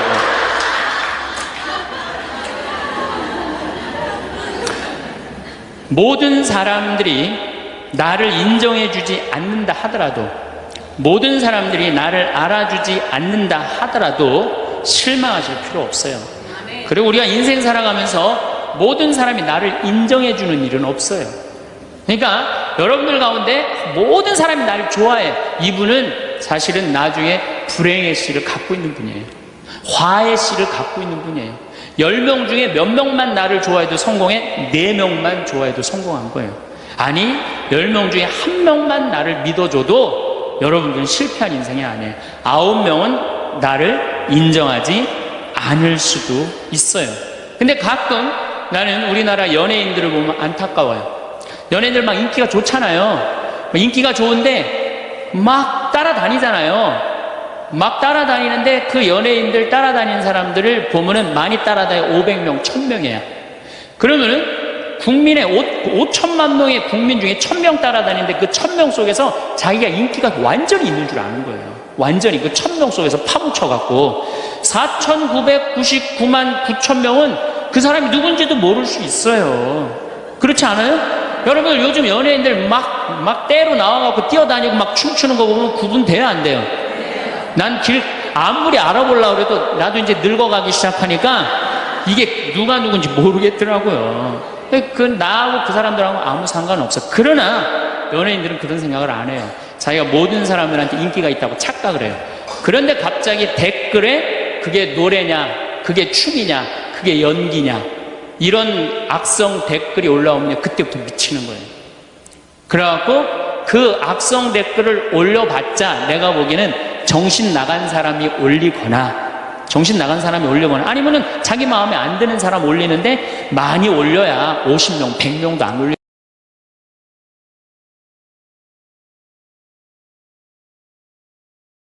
성공한 사람들을 보면 크게 두 부류로 나뉘는 걸 알 수 있습니다. 하나는 자신이 성공했다고 여기저기 떠벌리고 다니는 사람들, 그리고 또 하나는 조용히 아무 말 없이 자기 삶을 사는 사람들입니다. 우리는 흔히 성공을 하면 자연스럽게 자랑하고 싶어질 거라고 생각하죠. 좋은 차를 사고 비싼 시계를 차고 SNS에 멋진 사진을 올리고 싶을 겁니다. 왜냐하면 그렇게 하면 남들이 나를 더 인정해 줄 거라고 믿으니까요. 하지만 현실은 그렇지 않습니다. 오히려 진짜 성공한 사람들은 그렇게 행동하지 않습니다. 왜냐하면 보여줄 필요가 없기 때문입니다. 돈이 많다고 높은 자리에 있다고 유명하다고 해서 굳이 그걸 드러낼 필요는 없습니다. 그걸 아는 사람들은 이미 알고 있고 모르는 사람들은 알 필요가 없죠. 그런데도 굳이나 성공했다고 떠드는 사람들이 있습니다. 그런 사람들은 왜 그럴까요? 간단합니다. 그 사람들은 사실 그렇게까지 성공한 게 아니기 때문입니다. 우리는 종종 SNS에서 성공한 사람들을 봅니다. 해외여행을 가고 고급 레스토랑에서 밥을 먹고 멋진 차를 타고 다니는 모습? 그런데 가만히 보면 그런 걸 보여주는 사람들은 언제나 뭔가를 팔고 있습니다. 강의를 팔든 자기 브랜드를 홍보하든 아니면 단순히 자기 자존감을 유지하려고 하든 간에 결국 목적이 있는 거죠. 진짜 부자들은 그렇게 하지 않습니다. 오히려 조용히 아무도 모르게 자기 일을 합니다. 왜냐하면 자랑해서 얻을 게 없기 때문입니다. 오히려 괜히 잘난 척했다가 사람들에게 이용당하거나 시기와 질투를 받거나 쓸데없는 오해를 사는 게 더 피곤합니다.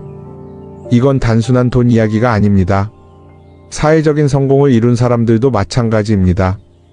진짜 실력 있는 사람들은 자기 실력을 굳이 떠벌리지 않습니다. 왜냐하면 그럴 필요가 없으니까요. 자기 분야에서 최고라면 사람들이 먼저 알아서 찾아옵니다. 반대로 실력이 부족한 사람일수록 자기를 포장하려고 애씁니다. 우리가 흔히 듣는 말이 있죠. 빈수레가 요란하다. 이 말이 괜히 있는 게 아닙니다.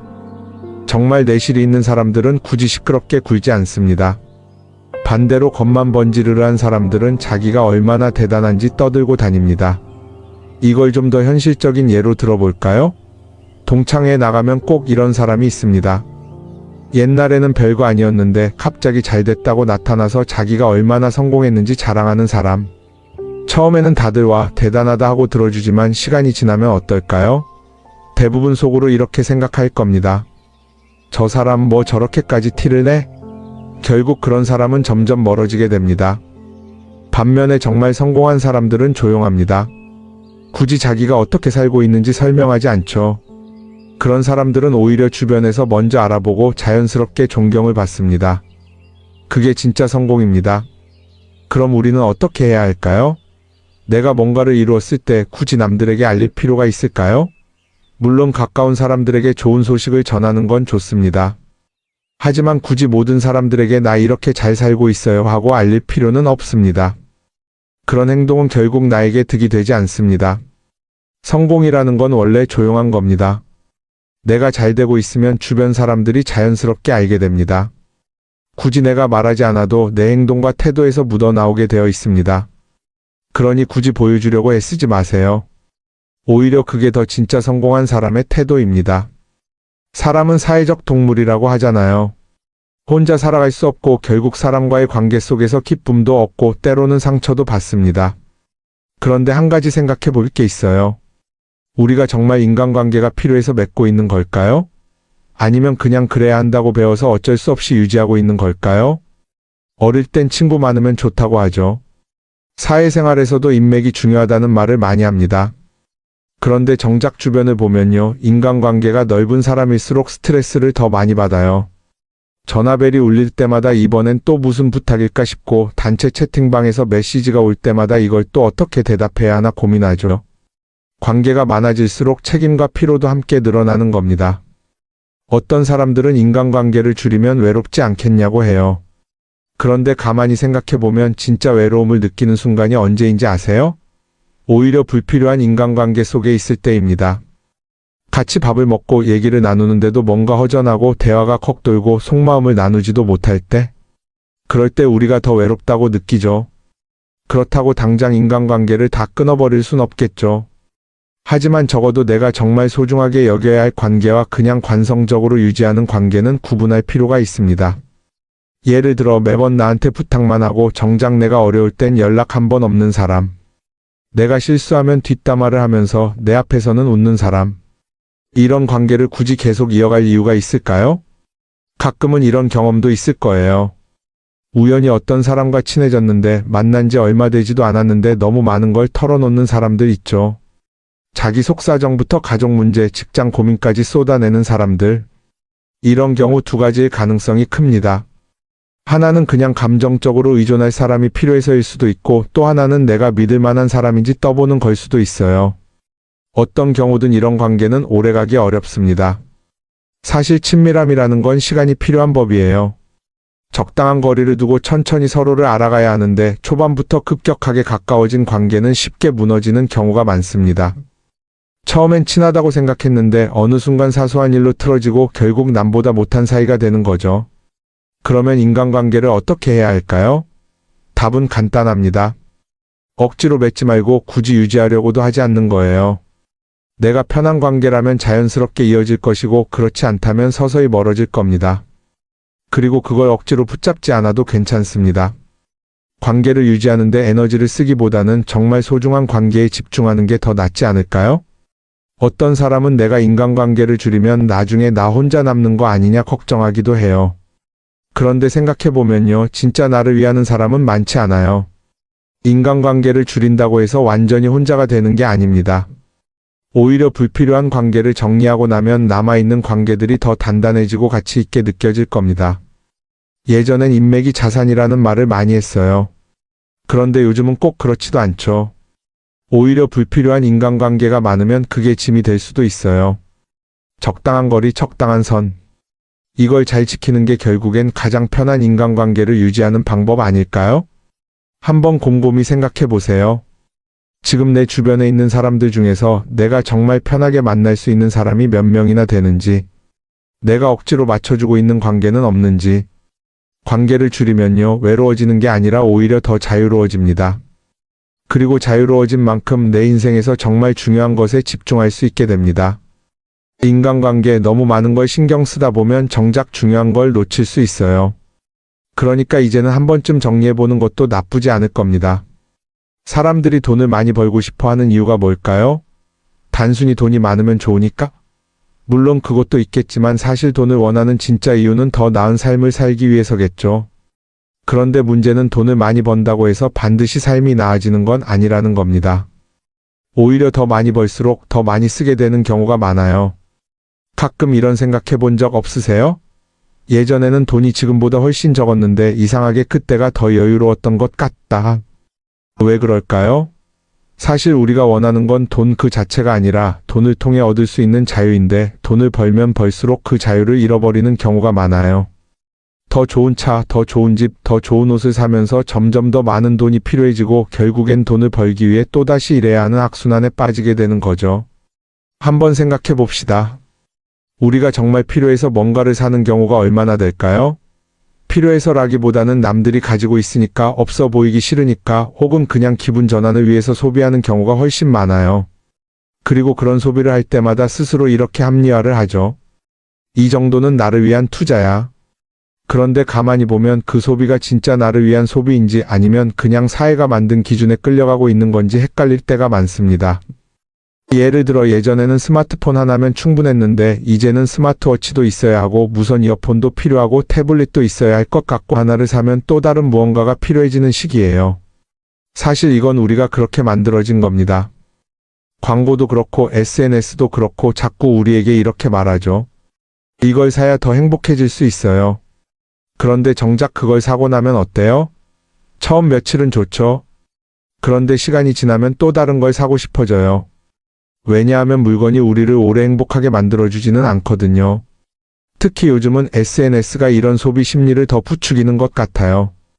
예전에는 친구들끼리 만나서 나 새로 샀어 하고 자랑하는 게 전부였는데 이제는 SNS에 올리면서 전 세계 사람들에게 보여주잖아요.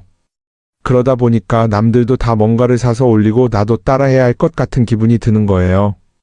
그런데 중요한 건 그 사람들도 사실은 나와 똑같은 기분이라는 겁니다. 내가 남을 부러워하는 만큼 나도 누군가에게 부러움을 사려고 애쓰고 있는 거죠. 결국 끝없는 비교와 소비 속에서 진짜 중요한 걸 놓치게 되는 겁니다. 한번 이렇게 생각해보면 어떨까요? 만약 내가 지금부터 딱 1년 동안 불필요한 소비를 하지 않는다면 내 삶이 어떻게 변할까? 아마 처음에는 답답할 수도 있어요. 사고 싶었던 걸 참아야 하니까. 그런데 그걸 몇 번 참고 나면 어느 순간 깨닫게 될 겁니다. 내가 굳이 이걸 안 사도 괜찮네? 그렇게 불필요한 소비가 줄어들면 자연스럽게 돈이 쌓이겠죠. 그런데 돈이 쌓이는 것보다 더 중요한 게 있어요. 바로 마음의 여유가 생긴다는 겁니다. 돈을 쓰지 않는다고 해서 불행해지는 게 아니라 오히려 소비로부터 자유로워지면서 진짜 행복을 찾을 수 있어요. 물론 이걸 실천하는 게 쉽지는 않겠죠.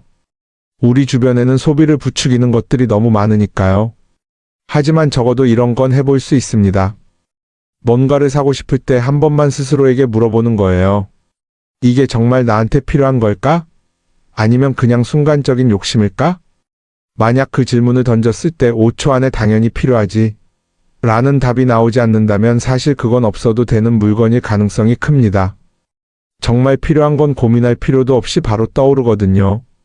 그러니까 이제는 한 번쯤 생각해 봐야 할 것 같아요. 나는 지금 내가 원하는 삶을 살고 있는 걸까? 아니면 남들이 만든 기준에 맞추기 위해 내 시간을 팔고 있는 걸까? 소비를 줄인다는 건 단순히 돈을 아끼는 게 아닙니다. 그건 결국 내 삶의 선택권을 되찾는 일이거든요. 돈을 많이 버는 것도 중요하지만 더 중요한 건 그 돈을 어떻게 쓰느냐입니다. 그리고 때로는 아무것도 사지 않는 게 최고의 선택일 수도 있어요. 우리는 요즘 SNS 없이 사는 게 거의 불가능한 시대에 살고 있죠. 아침에 눈 뜨자마자 휴대폰을 확인하고 출근길에도 SNS를 보고 잠들기 전까지도 계속 들여다봅니다. 그러면서 남들이 어떻게 사는지 보고 나도 모르게 비교하게 되고 때로는 초조해지기도 하죠. SNS에 올라오는 사진들 한번 보세요. 맛집에서 멋진 음식을 먹고 해외여행을 다니고 좋은 옷을 입고 성공한 삶을 사는 사람들. 그런데 가만히 보면 이 사람들이 정말 행복해서 저런 사진을 올리는 걸까요? 아니면 그냥 행복해 보이고 싶은 걸까요? 실제로 SNS에 가장 많이 올라오는 사진이 뭔지 아세요? 남들이 부러워할 만한 순간들입니다. 집에서 편하게 쉬고 있는 모습이나 출근길에 지친 얼굴, 어제 먹다 남은 배달 음식 사진 같은 건 잘 안 올리죠. 대신 멋진 레스토랑, 명품 가방, 고급 호텔 같은 것들이 올라옵니다. 왜 그럴까요? 결국 SNS는 보여주기 위한 공간이기 때문입니다. 여기서 중요한 게 있어요. 우리가 SNS에서 보는 건 그 사람의 삶 전체가 아니라 편집된 일부 장면이라는 겁니다. SNS는 마치 한 편의 다큐멘터리나 영화처럼 잘 꾸며진 장면들만 보여줍니다. 그런데도 우리는 그걸 보면서 아, 저 사람은 나보다 더 행복하구나 하고 착각하죠. 예를 들어 SNS에서 한 친구가 해외여행을 가서 아름다운 풍경을 찍어 올렸다고 해볼게요. 우리는 그걸 보면서 부럽다, 나도 저렇게 살고 싶다라고 생각하겠죠. 그런데 정작 그 친구는 사진을 찍고 나서도 일 때문에 스트레스를 받고 있을 수도 있고 여행 비용을 감당하느라 카드가 걱정을 하고 있을 수도 있습니다. 그 부분은 우리는 알 수가 없죠. 그런데 문제는 이렇게 남들과 비교하는 습관이 쌓이면 결국 내 삶이 초라하게 느껴진다는 겁니다. 원래는 그냥 조용히 살아도 괜찮았는데 SNS를 보고 나면 나만 뒤처지는 것 같고 뭔가를 더 해야 할 것 같고 괜히 불안해지죠. SNS는 기본적으로 사람들의 비교 심리를 자극합니다. 남들이 가진 걸 나도 갖고 싶게 만들고 남들이 하는 걸 나도 해야 할 것 같은 기분이 들게 만들죠. 그러다 보니 필요하지도 않은 걸 사게 되고 무리해서라도 화려한 곳에 가게 되고 남들에게 보여주기 위해 사는 삶을 살게 됩니다. 그럼 어떻게 해야 할까요? 사실 정답은 간단합니다. SNS에서 보이는 것들을 고지고대로 믿지 않는 것입니다. 그리고 더 중요한 건 남과 비교하는 걸 멈추는 것이에요. 어떤 사람이 비싼 차를 타고 다닌다고 해서 그 사람이 꼭 행복한 건 아닙니다. 좋은 차를 타고 다니지만 밤마다 사업 걱정에 잠 못 이루는 사람도 많아요. 반대로 대중교통을 이용하지만 마음 편하게 사는 사람도 있죠. 결국 행복은 보이는 것이 아니라 느끼는 것입니다. SNS를 덜 보면 덜 불행해진다는 연구 결과도 있어요. 하루 종일 남의 삶을 보면서 비교하는 시간을 줄이면 내 삶에 집중할 수 있는 시간이 많아지는 겁니다. SNS를 완전히 끊을 필요는 없지만 최소한 그 안에 있는 것들이 전부 진짜라고 생각하지 않는 태도는 필요합니다. 우리는 누구나 자신만의 속도로 살아가고 있어요. 남들은 남들대로 사는 거고 나는 나대로 살면 됩니다. SNS에서 남들의 화려한 모습을 볼 때마다 한 번쯤 이렇게 생각해 보세요. 이건 그 사람이 보여주고 싶은 삶일 뿐이다. 그러면 조금은 편해질 겁니다. 사람들은 다들 자기 인생을 살아간다고 생각하죠. 그런데 가만 보면 정말 자기 인생을 사는 사람이 얼마나 될까요?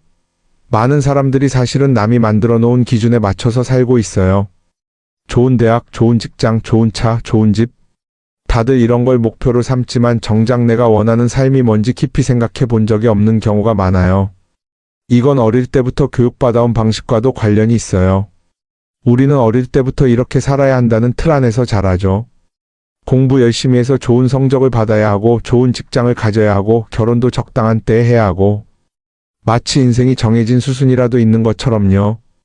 그러다 보니 나 스스로 정말 원하는 걸 고민하기보다는 그냥 남들이 정해놓은 목표를 따라가게 돼요. 그런데 이렇게 남의 기준에 맞춰서 살다 보면 어느 순간 공허함을 느끼게 됩니다. 이게 정말 내가 원했던 삶인가? 하는 의문이 들 때가 오죠. 어릴 땐 성적이 목표였고 사회에 나와서는 연봉이 목표였고 결혼하고 나서는 아이 교육이 목표였는데 그 목표를 이루고 나면 허무한 거예요. 계속 뭔가를 이루긴 했는데 정작 나는 어디에 있는지 모르겠는 거죠. 진짜 중요한 건 내가 원하는 게 뭔지를 아는 것이에요. 그런데 이게 쉽지 않죠. 오랫동안 남의 기준대로 살아왔기 때문에 막상 내가 정말 원하는 게 뭐지? 하고 물어보면 선뜻 대답하기 어려운 경우가 많아요. 하지만 이 질문을 하지 않으면 우리는 평생 남이 정한 기준 속에서 살게 됩니다. 그럼 어떻게 해야 할까요? 첫 번째로 필요한 건 내가 왜 이런 생각을 하게 됐는지 스스로 점검하는 거예요. 예를 들어 내가 비싼 차를 사고 싶다고 생각한다면 그게 정말 내 필요 때문인지 아니면 남들에게 잘 보이기 위해서인지 한번 따져봐야 해요. 만약 남들이 나를 어떻게 볼까 하는 게 더 중요하다면 그건 내 기준이 아니라 사회가 만들어 놓은 기준일 가능성이 큽니다. 두 번째는 다른 사람의 의견에 휘둘리지 않는 연습을 하는 거예요. 우리는 살아가면서 끊임없이 남들의 평가를 받죠. 그 나이에 그런 걸 시작한다고? 지금 그게 가능하겠어? 이런 말들이 우리를 흔들어 놓습니다. 그런데 그런 말에 신경 쓰다 보면 결국 아무것도 하지 못하게 돼요. 중요한 건 남들이 뭐라고 하든 내가 결정하는 거예요. 물론 남의 조언을 들을 수도 있고 참고할 수도 있죠. 하지만 최종 결정은 항상 내 몫이어야 합니다. 내가 결정하고 내가 책임지는 거. 그렇게 해야 내 삶을 온전히 내 것으로 만들 수 있어요. 세 번째는 내가 한 선택에 책임지는 자세를 가지는 거예요. 많은 사람들이 무언가를 선택하고 나서도 후회하죠. 괜히 이걸 했나? 이 선택이 잘못된 건 아닐까? 그런데 한 가지 확실한 건 후회한다고 해서 과거가 바뀌지는 않는다는 거예요. 내가 한 선택이라면 그 선택이 틀렸다고 해도 받아들이고 그 안에서 최선을 다하는 게 더 중요해요. 이렇게 말하면 그럼 실수하면 어떡하죠? 라고 걱정하는 분들도 있을 거예요. 하지만 생각해보면 우리가 실수를 두려워하는 이유도 결국 남의 시선 때문이에요. 내가 실패하면 남들이 날 어떻게 볼까? 이런 걱정이 더 크죠. 그런데 남들은 생각보다 우리한테 관심이 없어요. 우리가 성공하든 실패하든 남들은 자기 삶을 사느라 바빠요. 그러니까 내 인생의 주인은 결국 나 자신이라는 걸 명확히 할 필요가 있어요. 내 선택을 하고 그 선택에 책임지면서 남이 아니라 나에게 맞는 길을 찾는 것. 그게 진짜로 내 삶을 살아가는 방법이 아닐까요? 어쩌면 우리는 너무 오랫동안 이렇게 살아야 한다는 틀 속에 갇혀 있었는지도 모릅니다. 하지만 이제는 한 번쯤 생각해 봐야 합니다. 나는 진짜 내 삶을 살고 있는가? 그리고 만약 아니라면 지금부터라도 조금씩 바꿔보면 어떨까요? 동글동글 콩으로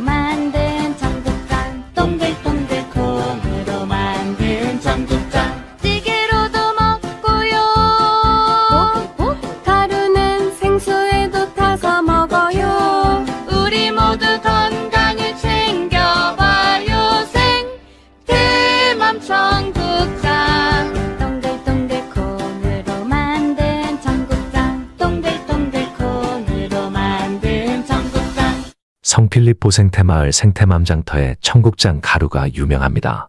구매하시면 인생 스케치 채널과는 무관하며 성필립 보생태마을의 국내외 비영리 활동에 도움이 됩니다.